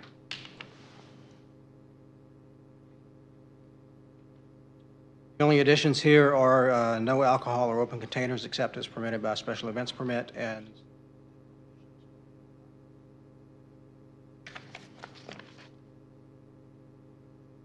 last Palmetto Bluff dock slide. We're adding that pets must be under control. We're also prohibiting the discharge of raw untreated sewage and the storage and disposal of toxic substances consistent with the dock rules that we've already. Further discussion on Palmetto Bluff dock? Thank you. River Linear Trail. No rules are currently in place that specifically govern. We're proposing hours of operation from sunrise to sunset. Fires are not prohibited and no grilling. Weapons are prohibited. Motorized vehicles are prohibited with the exception of ADA-compliant motorized wheelchairs and vehicles used by Town of Bluffton Public Works and Police Department when used in the normal course. Discharge of fireworks is strictly prohibited. We're prohibiting littering. We are strictly prohibiting alcohol. We are prohibiting solicitation, smoking, and saying that pets must be under control at all times. Any discussion on these proposals? Say no weapons, but should we say no hunting since we're I think there's so probably, many? if it's not already covered, or even if it is, Can you we can check? include. Yes, Okay. But you can't discharge a firearm in the town of Bluffton either. It's already there. A bow and arrow, Oh, bow and arrows? No, I didn't think about an axe, Javelin? it. Slingshot? a slingshot, a rock. Suddenly scared of you guys. Dart all these gun? weapons. Dart gun, All right, guys. BB, Keep paintball. 10 Okay, o'clock moving when we on. get out. Okay, so we'll add no Okay, hunting You're allowed. going a little too slow, Scott. Move on. No, Marshall. All right, DeBose Park. You approved rules for DeBose Park in March of 2016. What we're proposing to add to these rules are no fireworks, no littering, and that pets must be under control. Alcohol is already addressed in the rules. carry all those over. New Riverside Park, recognizing fully that we may modify these later as we develop that property. Again, we're proposing hours sunrise to sunset, no open fires, no grilling within 50 feet of any structures on the property. Weapons are prohibited, fireworks are prohibited except with a special events permit that allows it. Littering is prohibited, alcohol is prohibited except in conjunction with a special events permit. No solicitation, no smoking. Again, we like to change that like we did earlier, no smoking unless it's with a special, in other words, if you end up renting that for some reason, I don't know if we're going to rent it or not at this point because you haven't decided on the full utilization of that park. But do we want to just strictly prohibit smoking at this point, or do we want to remain silent on it like we did with Factory Park? I don't know, we're so far away from figuring out exactly what we're I going know, to do there's there. so many- I don't have an opinion on that Right. Well, yet. it's so If we put vacant. kids' playgrounds out there, then no smoking. Yeah. If we don't, then it's probably not a big issue. Well, you don't want a fire to start. We I- said smoking's, if we keep it on there, then at I least we agree. have it. We can always address it later when we develop the park and amend the rules to add some flexibility, but I think now I'd leave it prohibition like it is is for right now, smart. unless anybody else has a problem with it. Parking only in designated areas and pets must be under control. Any discussion on any of those points? Point of Buckwalter Place. clarification, please. Yes, sir. Are golf carts considered to be motorized vehicles? Yes, sir. They are. Buckwalter Place Veterans Memorial Park. Brand-new park coming, hours of operation again, sunrise to sunset. No open fires and no grilling within 50 feet of any structures that may be on the property. Weapons are prohibited, no discharge of fireworks unless it's in conjunction with a special events permit, no littering, no alcohol unless it's in conjunction with a special events permit, no solicitation, smoking is prohibited, park in designated areas only, and pets must be under control at all times. What is staff thinking when it says they put 50 feet of structures on this one and it's not on the others? What is? It's on some and not others. If there are parks where we have structures, we have no grilling within 50 feet of those structures. Or in cases where we have a pavilion, no grilling underneath the pavilion. We likely will have a bathroom facility here, so there will be some structure on the property. There will not be? Okay. There'll be monuments. There will be monuments. There will be monuments. We can just leave it simply no open fires.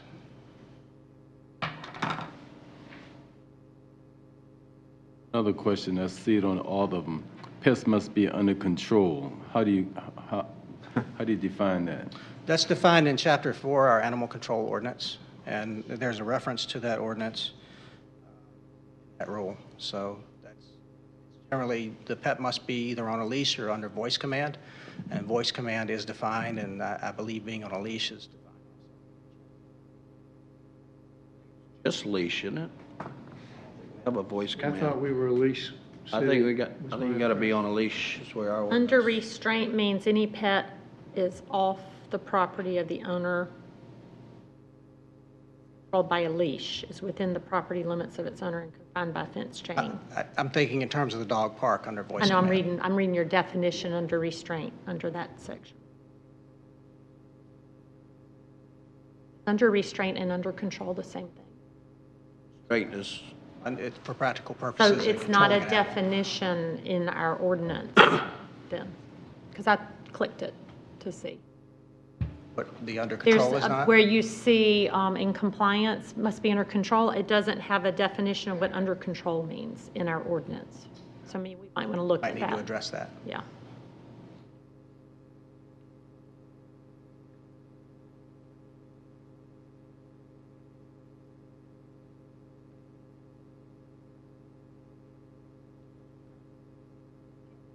Scott, is the rental agreement that we have universal for any of the properties? To a degree, portions of it are, but there is no rental agreement currently in place for this park or the others that we have not developed yet. Where we do have a rental agreement in place, could I ask that somebody email me a copy of it? Absolutely. I'll take a note to do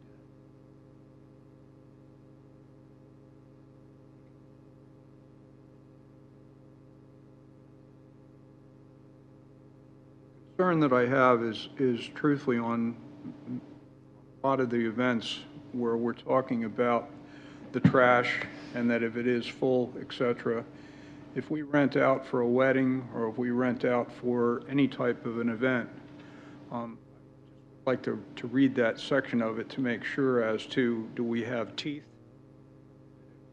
Premises left in a disarray, that we have ability to go back after those folks, or if there's a deposit that they gave us to take care of that. Because at the Oyster Factory Park especially, we just had May River cleanup and the whole bit, and a lot of the stuff, if they're not emptied, and we're having events where the number of trash containers is not adequate to take care of the volume, I'm seeing that blow all over the place. So I just want to make sure that we've got that under control. Yes, sir. Currently, we do require a security deposit, and there's also a cleaning fee. That's the cost of the rental. Staff inspects those areas and makes the determination whether any of that security deposit needs to be applied to clean up or fixing anything. That's in place currently. Other discussion on the Buckwalter Place Veterans Memorial Park? There, I didn't see that you put in the new park we're adding on Bluffton Road, so you may want to jump that, put that in there before next. Are you speaking at 184 Bluffton Road? Or Parking lot or the parking? The park. Don't we have a park area? Would that be called a pocket park? The park we're doing now on Mellenchamp and Bluffton Road, where CrossFit used to be? where CrossFit used to be. Yes, ma'am. So wouldn't we have rules for that park as well, since we're doing pocket parks and all of that? We can include that property in the pocket park paragraph Would if it you be like. would it be considered a pocket? At this point, I don't think it would be any more than a pocket park. Mr. Orlando, what are your thoughts? I think We can, for lack of a name and the fact that it is on the master plan slated for future housing, we simply program that right now, but we can add some basic rules to it and bring it back at first reading. But aren't we building the parking in the park now? Parking lot and park. Okay. Small little park, but yes. It'll include a sidewalk and a bench. Okay. Different than a So lot of our other pocket park. spaces. So it would be a pocket park. We can include that in the pocket park I think it'd paragraph. be good That'll be since we're simple to doing take this. care of. Okay. So penalties, right? So one of the last things I would like to address with you are penalties. Currently, our penalties are a little inconsistent. We discovered this when we were looking at our ordinances. For example, if you violate a rule or prohibition at our dock or boat ramp under our current article, or Section 22, Article 5, that covers docks, boat ramps, your penalty is not more than a $200 fine or imprisonment not to exceed 30 days. However, if you make a mistake at a dog park, it's not more than a $500 fine or imprisonment not to exceed 30 days, or both. Penalties for that are unspecified are generally covered by Section 1-7 in our code. And Section 1-7 doles out a penalty of fine not to exceed $500 or imprisonment not to exceed 30 days, or both. What staff is suggesting is that in order to standardize and have these be a little more consistent, that we make the penalty consistent with what's in Section 1-7. So that's what we're suggesting. Mr. Finger, do you have any comments to offer to that? As somebody who wore a black robe once a week for 25 years, make it consistent. So next steps, we will incorporate all the great feedback you provided us, and I thank you for your attention and the feedback that you offered, and we'll get with Palmetto Bluff, and we'll incorporate the feedback that you brought to us, and we will bring this back to you in formal ordinance fashion with the proper amendments attached thereto for your consideration.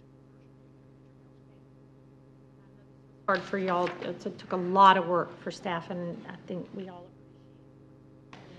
You're welcome, ma'am. space to start thinking through it. So thank you for all the work you did.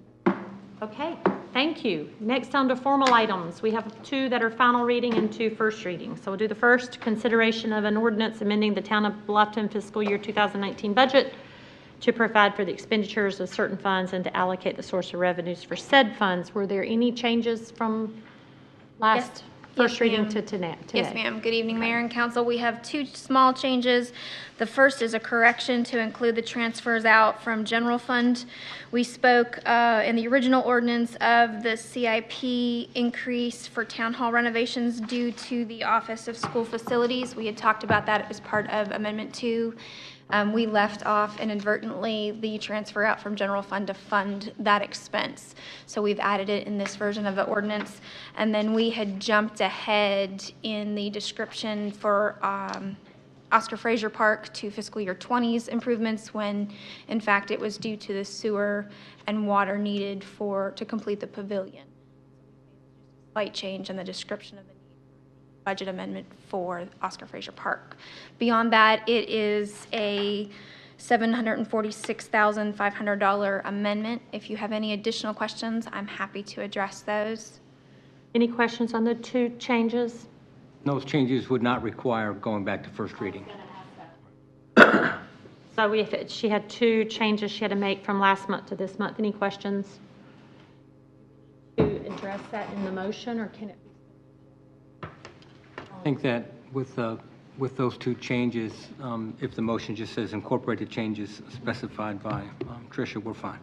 Okay, so as part of the resolution, I'm sorry, as part of the The recommended motion. recommended motion, correct. So we don't have to read those out? No, just say based on the two changes that have been specified. So any other questions?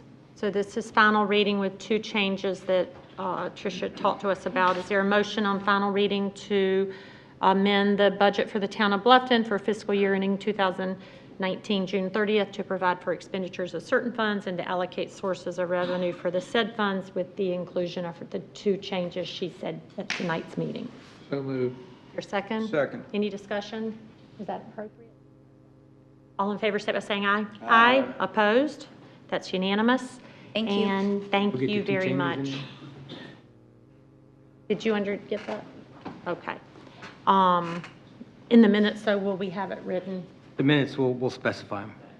I've just, Item Madam Clerk, she's got it covered. Item 10-2, Natalie is up.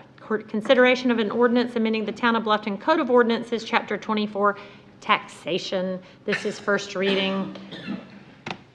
Is this something that will need a public hearing? Okay, go on. First reading. Yep. Good evening, Mayor and Town Council. For your consideration is the proposed ordinance amendment to Chapter 24 Taxation. Currently, our town ordinance only addresses local accommodations tax and then captures the Accommodations Tax Advisory Committee and how the 30% required state accommodations tax is allocated in two separate resolutions that are dated March 20th, 2007. The proposed changes recommended for first reading this evening will accommodate both the recently advertised designated marketing organization, RFP, and the two resolutions added to our town code. Lastly, we will review the clarifications and housekeeping items to text amendment updates that pertain to state code.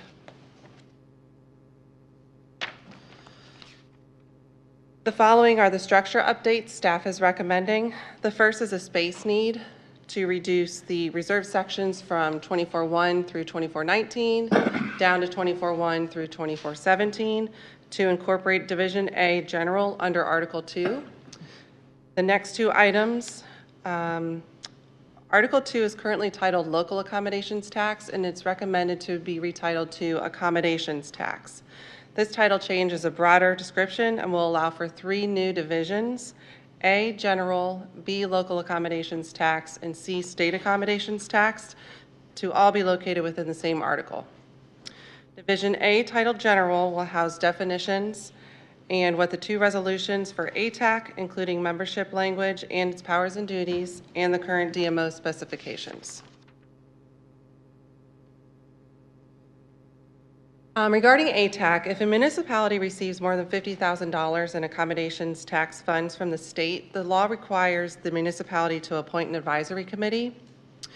Due to the longevity and the requirement by state law, staff is recommending this be incorporated into our town code and no longer by resolution.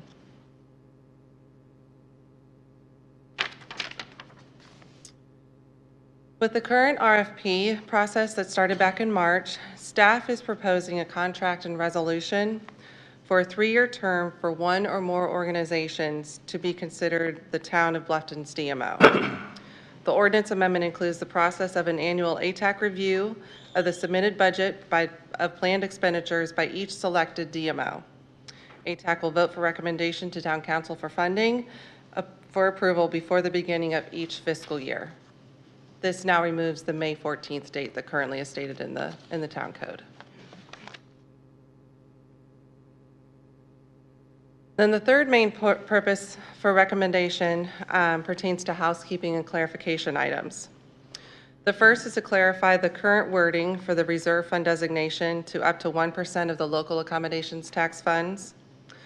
Updates with similar language as found in state code is recommended to be added to our town code for consistency, and incorporating an additional designation of up to 10% of local accommodations tax funds for operating and maintenance expenses as determined by the annual budget.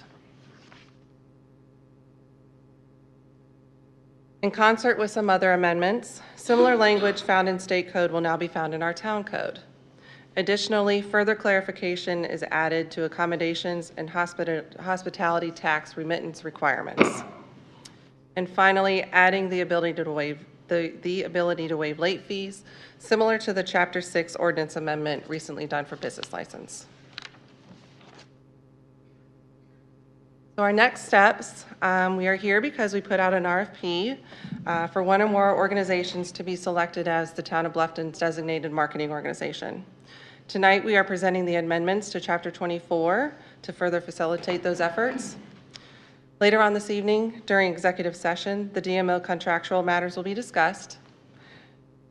On May 30th, ATAC will hold its quarterly meeting for recommendation of one or more DMOs, the funding allocations, as well as the current grant applications for the quarter. Then on June 11th, you're going to see me a lot and you might get sick, but we'll have the hopefully second reading for Chapter 24, and then we'll have the contract award and resolution selecting one or more organizations as the town DMO for the next 3 years, and then the quarterly ATAC recommendation to town council to include funding allocations for the DMO and current grant applicants. And I'm happy to answer any questions you may have. Questions? The contract term, it's annual. How did we derive it 3 years instead of 2 or 4? Standard right now for the town to enter into 3 years.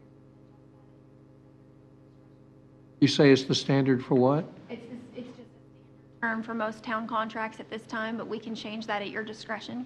That is the norm, you're saying? Right, yes, but for service contracts, yes. But not DMO contracts, for all service contracts. So what are typical DMO contracts? Hilton Head is, I think, 3 years. It might have been 5 years. I can't remember. I have it. 5? Hilton Head's 5. It just varies. Okay, but I just want to make sure she's saying across the board, but for a DMO, Hilton Head is 5. So. What is the county, do we know? The county actually states, well, By ordinance. yes, it is. It's by ordinance, how they It's a split. separate contract. It's within their ordinance. Could we look at others, and would that be too big of a change between first and second reading to adjust if we want to be on norm with other places? I don't know if that's a concern of Mr. Woods. Perhaps in first reading, you could say up to 3 years. And that would cover. I mean, I don't know, what are you thinking? Were you thinking that's too long, or were you thinking, do they No, need 5 years? No, 5 to me is too long, but I didn't know where the 3 came from. Okay. I don't think it's out of the norm, but I didn't know what the norm was. I don't know what it is That's why I either. asked the question. I think that I like the idea of up to 3 years. That gives us far more flexibility. Are y'all fine with that? As long as there's no automatic renewal of the contract predicated upon a certain date or whatever. And at this point was to do the initial 3-year term, a one-time extension for the additional 3 years. Cut that out of that, we certainly can do so. Yeah, I wouldn't want that in there. Well, we just need a trigger to review. I'd hate for it to go by and we forget. And it would And be then set to be reviewed every year.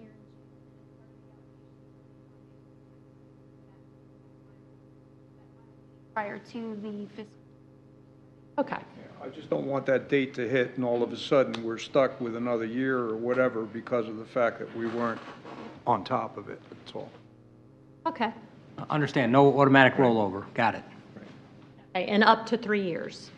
Okay. Is everyone good with that, those? Okay. Any other questions on this? Been a monumental effort too by staff. Y'all, They've done a just great thank job. you for everything. Everyone deserves thanks for everything y'all do. You're amazing. So, okay.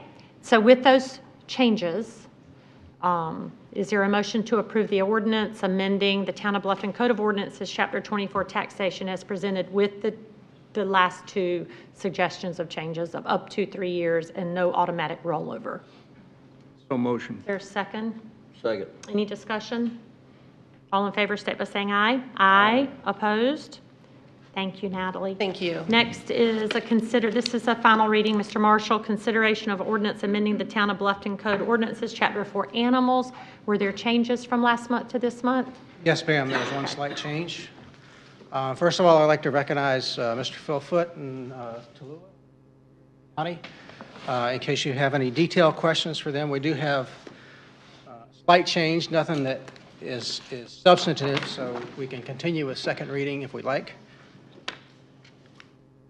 Reminder, background, we entered into an intergovernmental agreement with the county in 2016 for the adoption of a county animal control ordinance. It was a strike and replace all type of amendment. And then the county has requested additional amendments. You approved an amendment per their request on first reading on January 8th, 2019. We did solicit, per your direction, public feedback with regard to the amendment. We solicited via Facebook and Instagram. Our posts included a link to the proposed amendments and a summary of the changes. A copy of the feedback we received is in your staff report at attachment 5. There was very little feedback received that was actually germane to the ordinance amendments. The only thing we received of substance was a request to define habitual and continual barking. A summary of amendments that were approved at first reading. Several key definitions were clarified to include what an infraction is: kennel, muzzle, pit bull, serious injury, shelter, and tethering. It also aligned the number of days for spay-neuter compliance with the time provided for appeal for the determination. It also specified animal control services can take temporary possession of an animal until the determination of whether it's a dangerous dog case is finalized. And it also provided criteria for classifying a pet as a nuisance. It also said animals cannot be tethered during a named storm. It provided fidelity with regard to vaccination requirements. It added process for administrative citations and penalties. Here's where we are in the process. So you had first reading on January 8th, 2019. The county wanted all the municipalities to have their first reading before the county did their third and final reading. So then the county had their first and second reading. Here tonight for our second and final reading. And then after all the municipalities in the county have had their second and final reading, the county will do their third and final reading. But we believe the version of the amendments that we have in front of you to be the version that the county will consider in their third and final.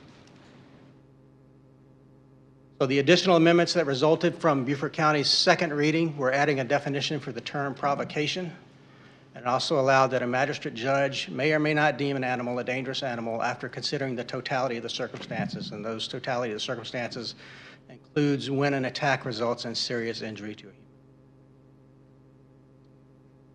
So your options this evening are to approve the ordinance as presented, which includes the additional amendments requested by Beaufort County, to approve the ordinance as presented at first reading without incorporating the additional amendments requested by Beaufort County, or to table the ordinance pending further evaluation or disapprove the ordinance.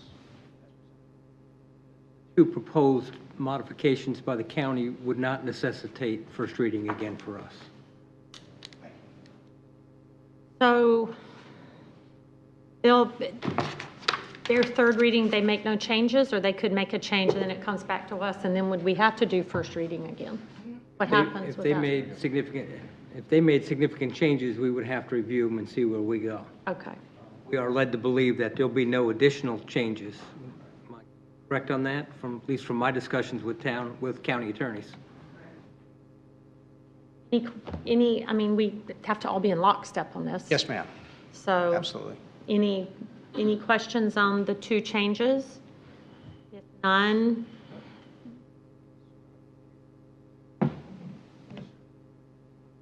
Back, please, to that one section. It says, section where it says about dangerous to humans.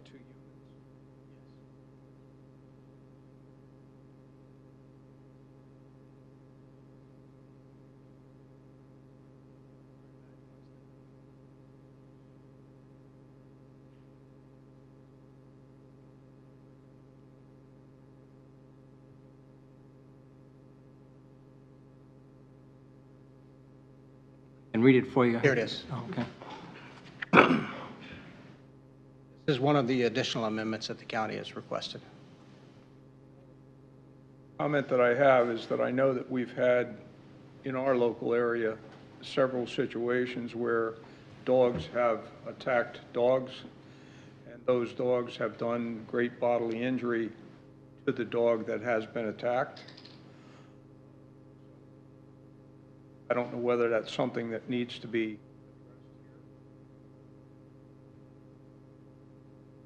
My recollection is that attacks on other than humans are factors for a magistrate to consider in determining if whether a dog is dangerous or not. So it is covered in other areas of ordinance, as I recall.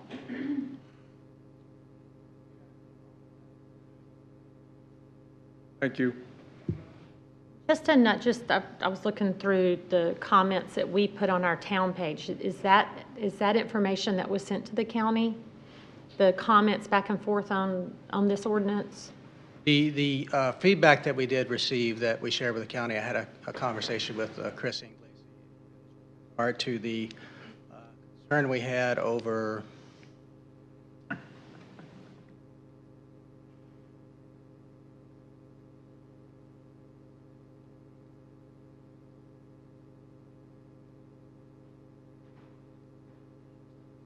habitual and continual barking. Okay, but Concern over what that meant. Given the subjectivity of the nature of the terms itself, that would be very difficult to actually put into a definition. So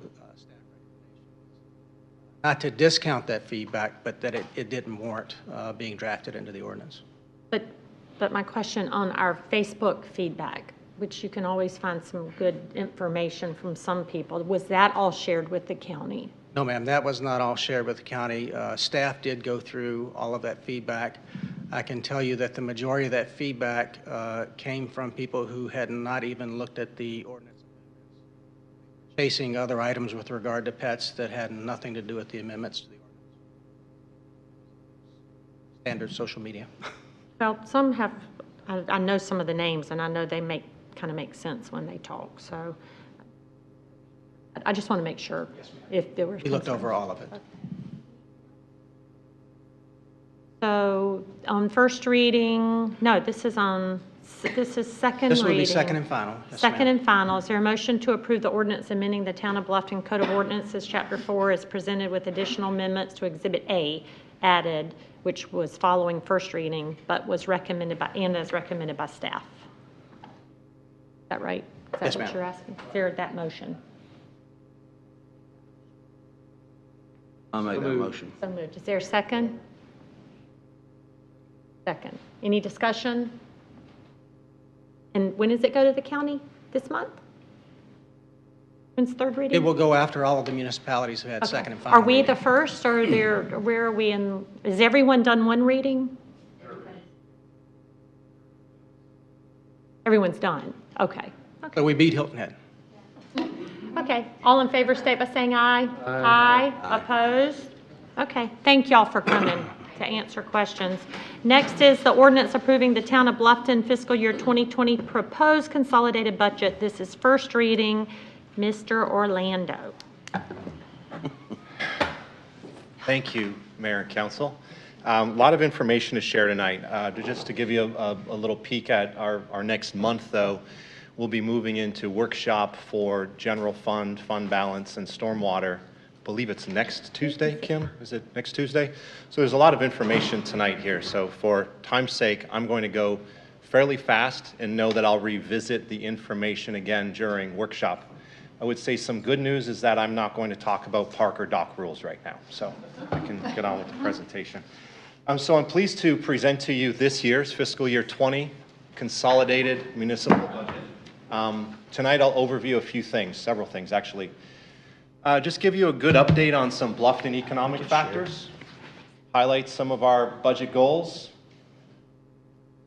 I'm sorry, That's I'm okay. fighting I over don't- binder. This Oh, is you are? Mayor Solka. I brought one and put it up here. Did someone take Larry's? I walked in here. Okay, move on. So tonight, talk about some economic factors, budget goals, give you an overview of the budget, and remind us that I'll slow down and really dive into the details, the two workshops that are coming up between now and second and final reading in June. So, a little bit about Bluffton as we know it today. More than 21,000 people. So that's a pretty moderate population density if you look at some national trends of 397 people per square mile.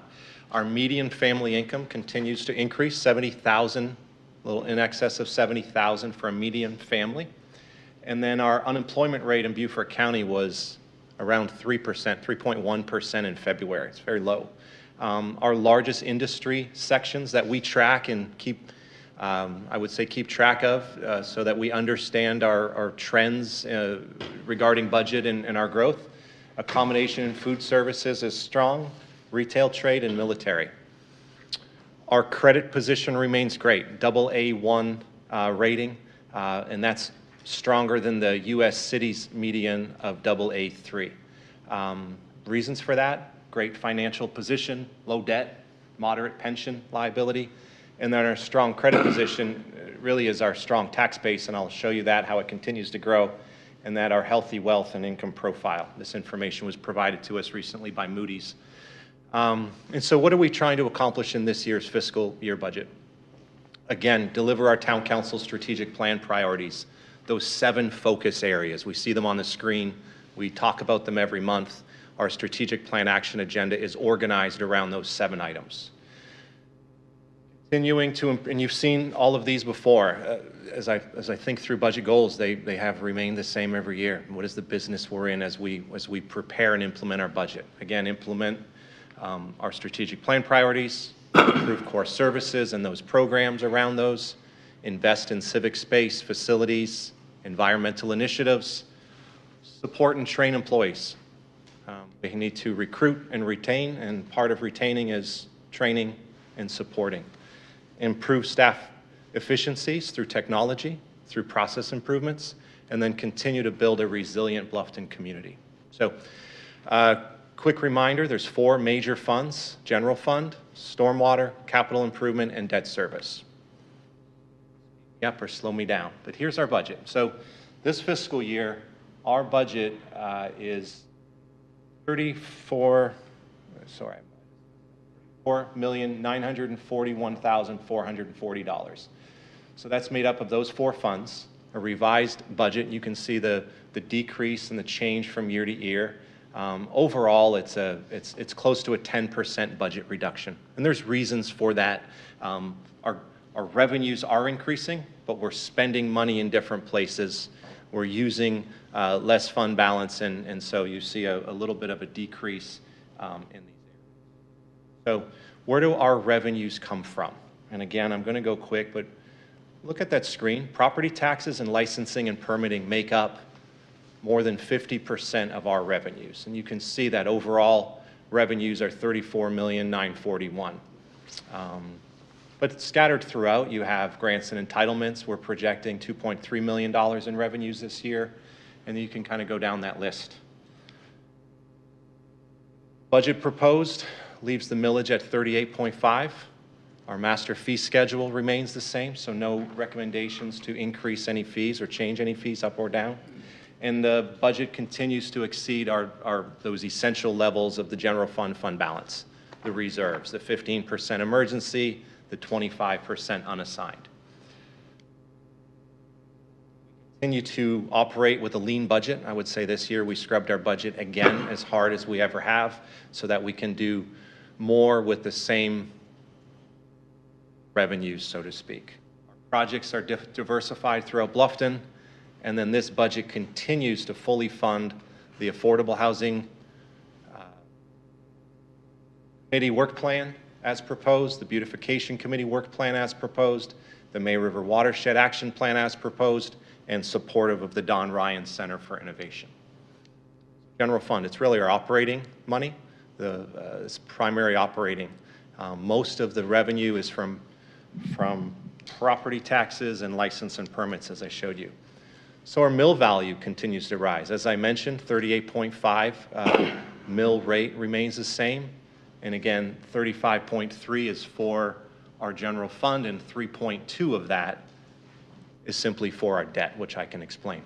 So this is what jumps out a lot at me. I showed Terry this as we were sitting there quietly before we kicked our meeting off. So if we just go back to 2014, doesn't seem that long ago, perhaps maybe even 15, our projected mill value this year is $237,818, up from 15 at 146,495. So it continues to increase.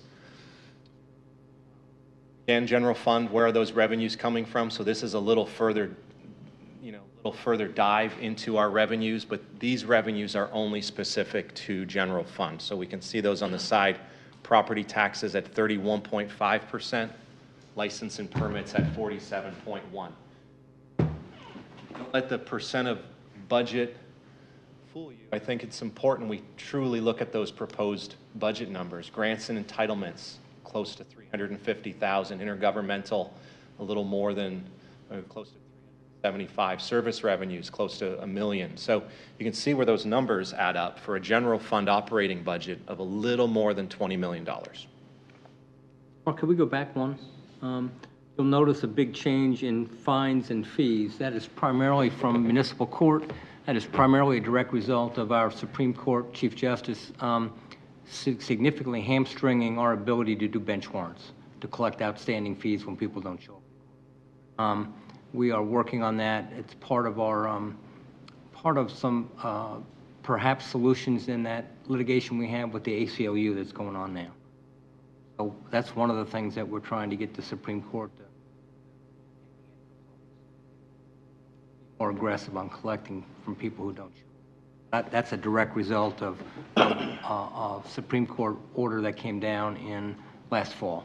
So are all towns joined together at that? Is that a municipal association? No, the lead? municipal association is working on it. We've had Tiger Wells from municipal association has been involved in our mediations, so we're hoping that'll get resolved at some point. Keep us posted on I it. will, yes. Okay. So what does that look like on a graph? Simply, I think this jumps out at me, perhaps to all of us, is that we're still growing. If we look at property tax, in 2020, we're projecting a $6.3 million, and again, that transfers property tax from 5.7 last year to projected 6.3 this year. Property tax, your higher bar on that graph, your highest blue line, that continues to grow. I think that's just based upon plus or minus 800 single-family building permits, commercial, new multifamily, all those great things that staff's busy working on every day. But you see the revenues at the bottom. Well, they're not flatlined. They definitely are leveling out. So the rate of growth isn't quite what it was, but the growth still remains, just the rate's starting to change on us.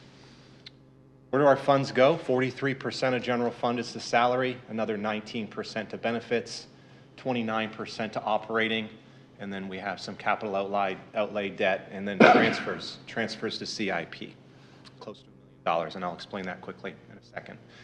So what does the $20,032,800, how is that proposed in expenditures? So my proposal to town council is new positions. 4 out of the police department as new officers to keep up with growth. 2 community police staff, so I would say non-uniform, no badge, no gun, but definitely employees of the police department to help in Old Town with our docks, parks, parking, so on and so forth. And then 2 employees in Public Works. And you can see up there in the highlighted, some start in July, some propose to start in January, just based upon our workload and onboarding as well as budget. A current part-time employee, bringing them full-time in GIS. Employee merit increases up to 5%. Was last year 3, Tricia? Last year was up to 3%. This year I'm proposing, and we made our budget numbers work up to 5%. 1% employer retirement increase, PTO payout, so all the same things we've seen in years prior. I've also started to work with finance and the police department to apply for police officer grants above and beyond. This budget supports all the department programs. I mentioned some of them, but all of our current business, as well as interagency strategic partnerships. The public defender, Palmetto Breeze, the urban area local match, but as we know, that came in from LRTA. And then Solicitor Stones, the 14th Judicial Circuit Solicitor's Office prosecution team proposal. November elections, so there's funds in the budget for that. Just simply read through that. I won't get into every single detail there. Again, we can go over some of this a little further in our workshop. I want to pause for a second and make sure it's clear that I'm clear. We're asking for some capital outlay for equipments and vehicles. So some equipment for our Public Works Department, 2 mowers, our Police Department, the new employees, new vehicles for new employees, and we'll trade those out and move those around, plus 4 replacement vehicles. In the PD, 2 replacement vehicles in growth management, and then some IT equipment, SLED required software, and some equipment for our Emergency Operations Center to bring some of our communication technology, hardware, software up to where we need it in a storm. And then, as I mentioned, $1 million transfer to fund balance. And so what are those funds for? That's for housing. So housing, or I shouldn't say fund balance, to CIP fund, to our capital projects. And so the $1 million really is for the Don Ryan Center upfit, our housing project, that those funds were carried in general fund for a while. I've proposed to move some of those funds to a housing CIP program, law enforcement center improvements, as well as public works or public facility improvements. Diving into stormwater a little bit, that's the stormwater utility fees. Single base rate is $98. Budget there based upon simple, what are our stormwater utility fees? They're projected this year to be close to $1.4 million. We're basing it on a $65,000 projected grant income and the use of the stormwater utility fee fund balance for capital projects. So you can see here how those funds are used. 19% for salary, 10% for benefits, 35% for operating, and then you can see further below transfers out to general fund, $60,000 for public works, and then $170,000 transferred out to CIP. A little more of the same. Know that our stormwater utility fund, our stormwater fund, also houses people. And so you'll see some of those same highlights that were in the general fund here in the stormwater fund. So a new full-time person. So the proposal is to bring a new engineer on board for drainage design, easement acquisition, and some of those drainage problems that we know exist throughout Bluffton. Employee merit increase up to 5%, employee benefit, retirement increase, professional certifications, things like that. So you can see it all right there. Oh, and then also what's important is that we continue the relationship, and I would say very good, strong partnership with USCB for our water quality monitoring program. Those numbers remain the same. Some equipment has been proposed to purchase for microbial source tracking of bacterial pollution in the May River. Updating our watershed action plan. Remember years ago we adopted the watershed action plan. It was policy-based and project-based. We've adopted a lot of the policy. We've built several of the projects. I think it's time, as does WAPAC, Watershed Action Team, May River Watershed Action Plan Committee, to update the action plan. And so there's $230,000 earmarked for that. That will provide to us an updated plan. Councilman Wood, we spoke this morning, so I want to be really clear what that $230,000 is for. The action plan update, which will update our projects, it will assess the work we've already done, and it will provide a water quality model for a portion of the May River, really the headwaters. So I'll be clear up here. Rosedew Creek, Stony Creek, Duck Pond, and Palmetto Bluff headwaters. That would provide. Supportive of general fund, the drainage and ditch maintenance I mentioned, and then the CIP. So what projects in the CIP? In the capital improvement program, Phase 5 Buck Island, and Historic District Sewer Extension Phase 1. And you'll see that laid out here in CIP. So what defines a capital project? Anything over $5,000 except for roads, buildings, computer software. That threshold's $50,000. One question. Ghost roads plays into the sewer policy that take down some of these. And I don't know what the latest update is, but some roads, and I don't know where they'll play out. I think, when you had them ranked, you had 3 tiers. Right. And maybe some of these are further out, but like Dubose or Maiden Lane or some of these that will need some capital improvements to them. When will these start showing up somewhere? For this year, those are project specific. So as an example, looking back when you funded 68 Boundary Street, those dollars, those numbers were in the 68 Boundary Street project. They'll be carried forward if we need them for the sewer project. So Phase 2, or what if we needed that. Those will be project specific, to your point.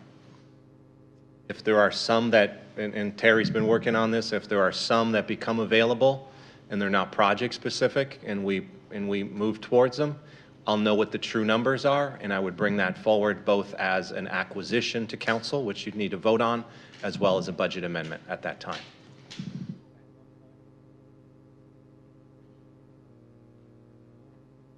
At the bottom of this one, Historic District Sewer Extension, I think that the ghost roads will kind of that work right there. So that's the thought there, and I know that Richardson had been talking about. I think that part of that number there, the 670, is going to be involved in the historic district.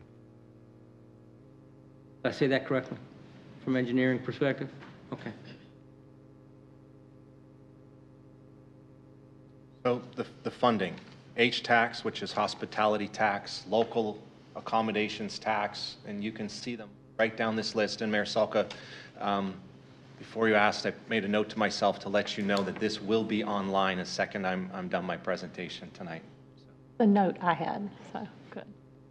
Be online. And so if you really study that, we have a $9,661,470 capital improvement program. So those dollars include, I would call them new funds for next fiscal year, as well as any projected unspent funds to date by the end of this fiscal year. So that's your total project component. So we're close to a $10 million capital project. And you can see that hospitality tax and grants, as well as some debt service from the TIF and some fund balance, make up a big portion.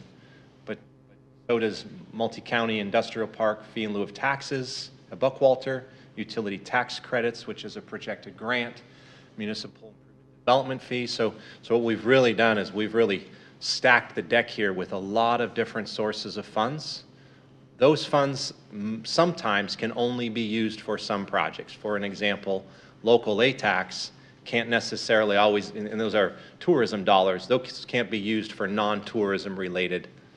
So as I show you where those dollars are utilized, it's important to make that statement, or at least that differentiation. As an example, boat ramp fees need to be used on boat ramps. I can't put those into sewer. Diversify our projects, you see that. Pathways, you can see up on the top left. Parks is a major component. Sewer is a major component. Economic development is a major component. Have in there 7.8% for housing. You see that $750,000 CIP number, and so on and so forth.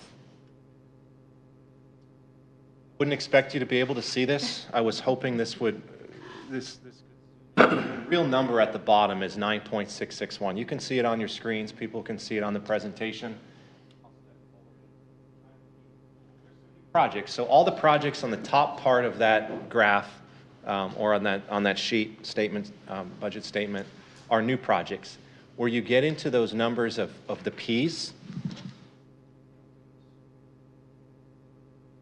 P86 on down to P107, you can see those. It's lightly shaded. Those are our new projects. So those are our new projects we're proposing to start funding in fiscal year 20. Bridge Street, Veterans Memorial at Buckwalter. I say Bridge Street. Bridge Street's been a priority of everyone's for a long time. Those are for some sidewalks on Bridge Street. Don't want to perhaps mislead and say that's for on-street parking on Bridge. I think we have some hurdles to overcome with DOT before we start thinking through that. But this will allow connection through sidewalks and crosswalks up and down Bridge, those dollars, as I would say a first step on Bridge. Veterans Memorial at Buckwalter, New Riverside Park and Barn, a major master planning event, and some design. Park improvements, housing, town hall, Ulmer Auditorium, TCL. Know that we've earmarked TCL with the use of MCIP funds at Buckwalter Place, our multi-commerce industrial park funds.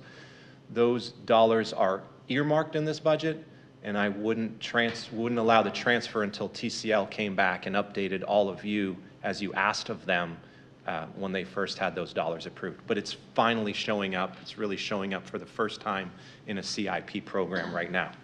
So we can start capturing that. More safety cameras and some improvements to get started on New River Trail. So those would be the new projects, and all the projects above are projects we already know that are either underway or soon to start. Proud to report, and as you directed us, projects are definitely programmed throughout town. So in addition to the historic district, our capital projects are in Buck Island, Simmonsville, they're in Bluffton Park, they're in Buckwalter, they're in New Riverside and Jones areas, so they're diversified well throughout our town. Debt service, the last fund to talk about tonight, really is payment of our debt. Our TIF's grown about 16% over the last 5 years, so our TIF district is serving us really well. I'll slow down in a second to explain that. It's allowed us to not only pay the principal and interest, but invest in capital projects and put some additional funds in our fund balance. So our two sources of debt, our GO bonds or general obligation bonds, those were issued back in 2010, so close to 9 years ago. $6.5 million for the law enforcement center. Currently owe on that a total of $5.175. Our principal and interest is $533,615. Our TIF special revenue was for the initial Bluffton Parkway payment to Beaufort County, Hampton Parkway, May River Streetscape Phase 1, some other sewer projects throughout town. I believe also the Old Town Master Plan was grouped into those TIF funds. That was a $14 million bond that initiated in 2005, and we currently owe close to $6 million on it, and there's a $931,681 principal and interest payment due this year. So for a total debt of $1.465 for principal and interest. What's interesting on this, which should provide some relief, that our TIF district is performing well. There's a 10.5% change from last year projected. Our real and personal property tax on there simply covers that GO bond over on the left side.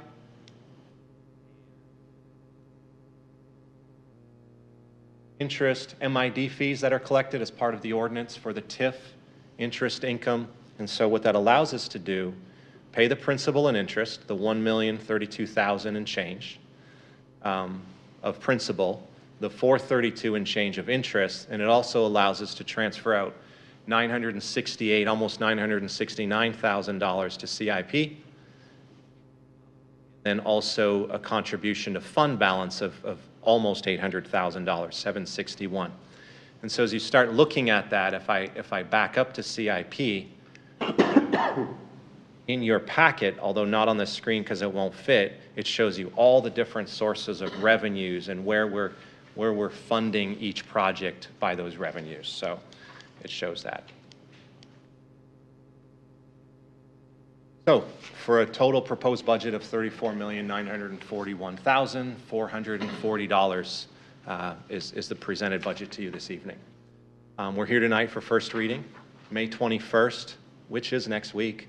General fund, debt service, stormwater, right back in here, workshop setting, perhaps Q&A. Tricia will be here as well. And then on May 28th, capital projects. And then June 11th, second and final, which is also a public hearing. Up to any questions, I can go backwards, or I can also add a motion to the table for your consideration. Questions on this? Tell me the balance owed on the Law Enforcement Center again? Balance owed on the Law Enforcement Center? Starting to get into principal payments a little further, 5.175 out of a total 6.5.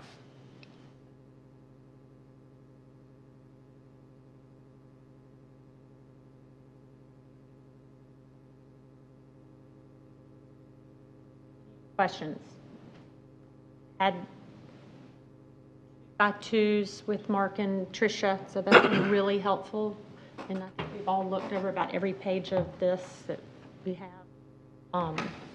So while we don't have questions now, we've already asked them, and I know we'll have workshops where the public can ask questions, and perhaps, since we live stream, maybe Tommy, maybe if there are questions from people at home, we can have someone looking at Facebook to see if there are questions that come in.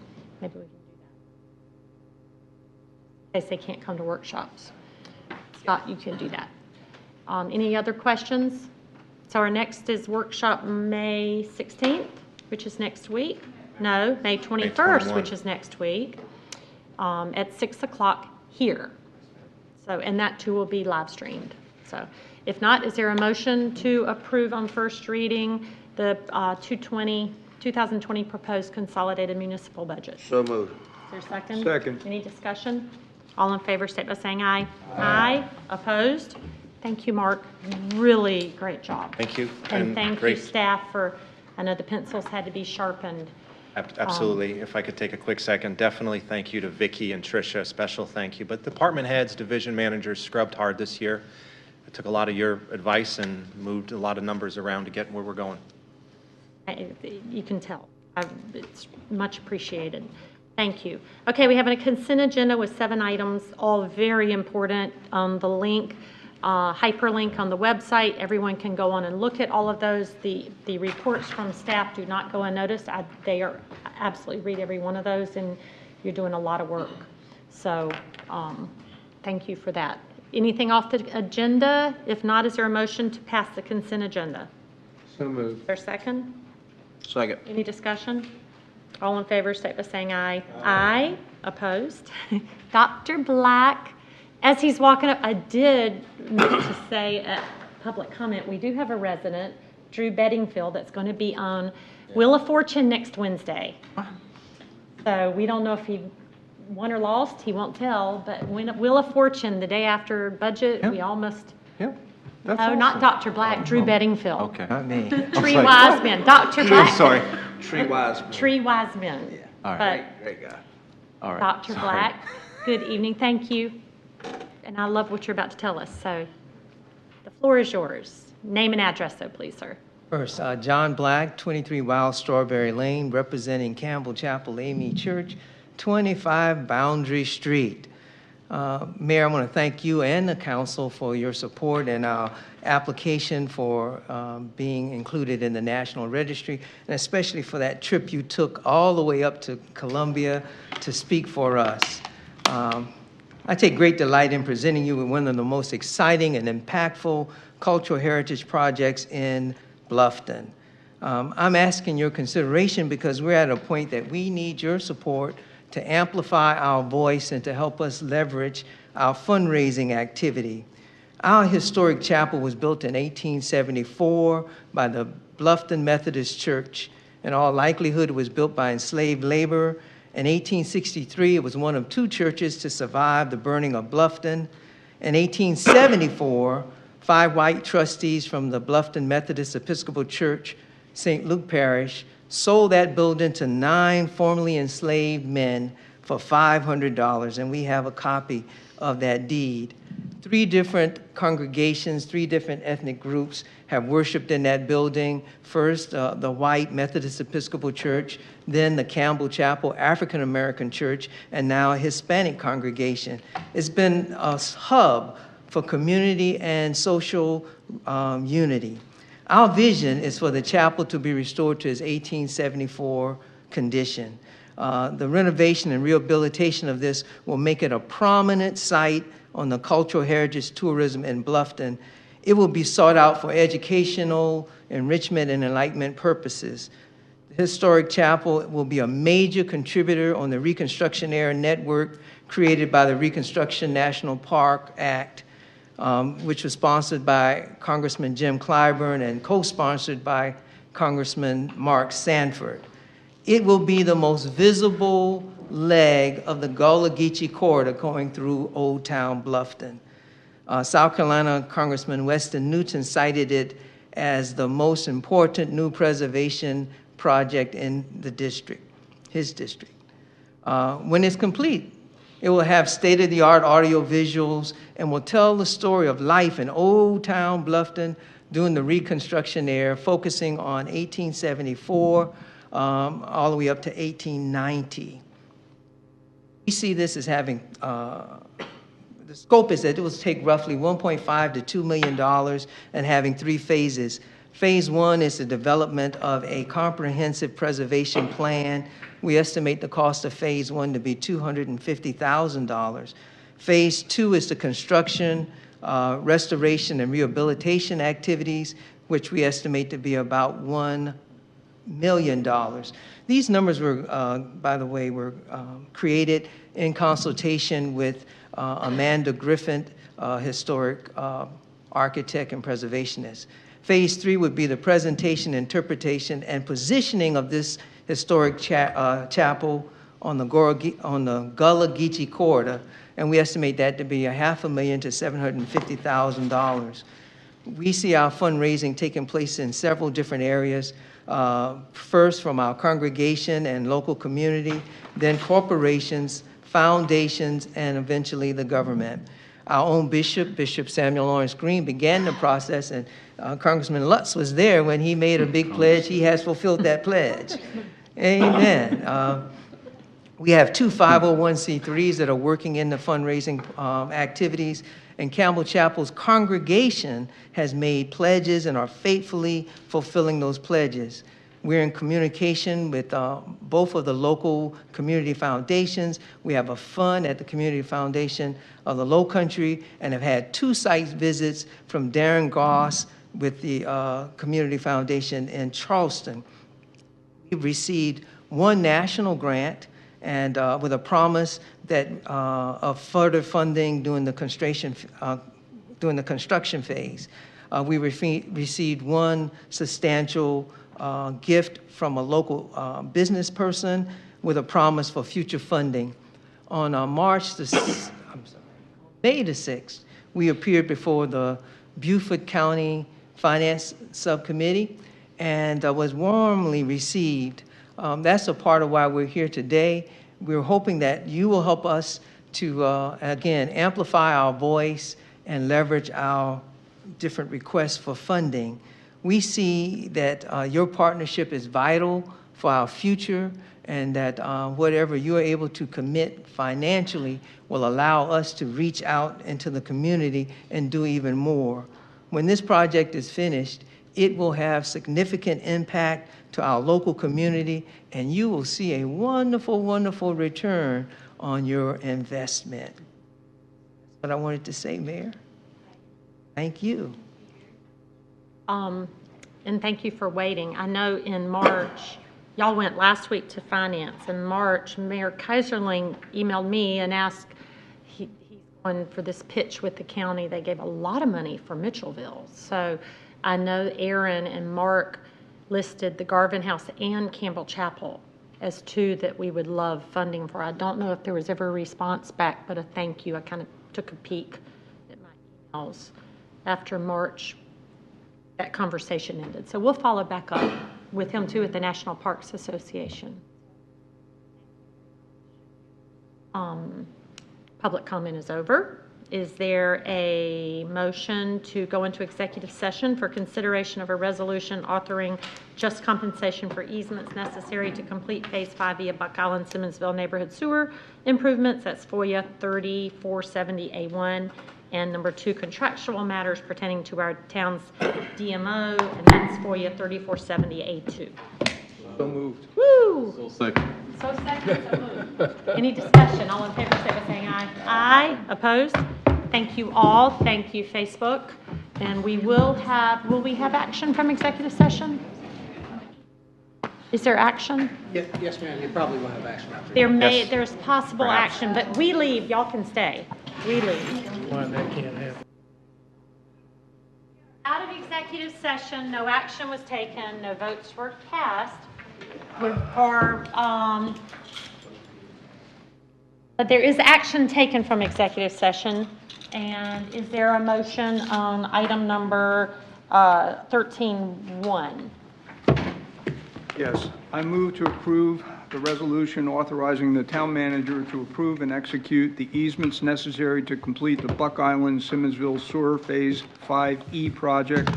The amount of the easements is $6,305 with a $5,000 contingency reserve for negotiation. Second. Ooh, any discussion? All in favor, say by saying aye. Aye. Opposed? Is there a motion to adjourn? So moved. Done. Third. Good meeting. Great meeting. Good meeting. Yes. I'll give these. Be at the club and I'll have a cold beer with you. I got wine waiting for me. Yes, yes,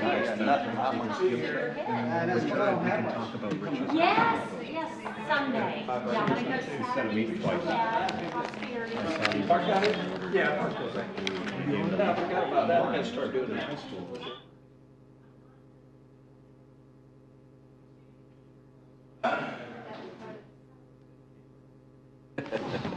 Thank you, sir.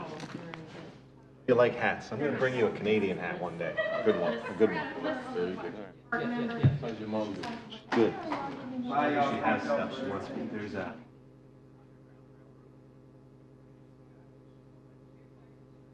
I have some history stuff from Canada on that Underground Railroad for you. It's pretty interesting.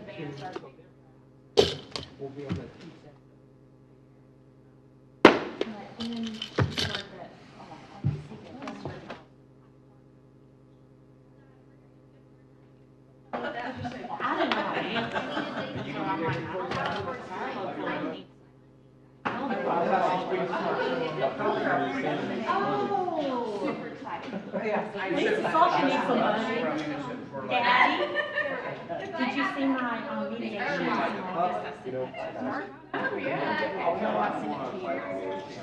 Maybe we can have a drink.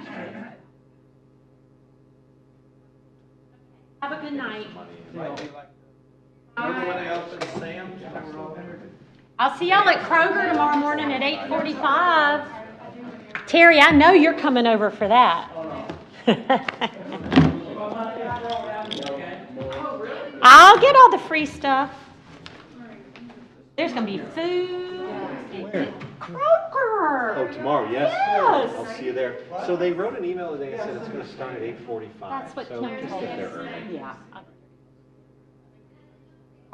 think if they moved it up about 12 inches, Sorry, it's Ohio State.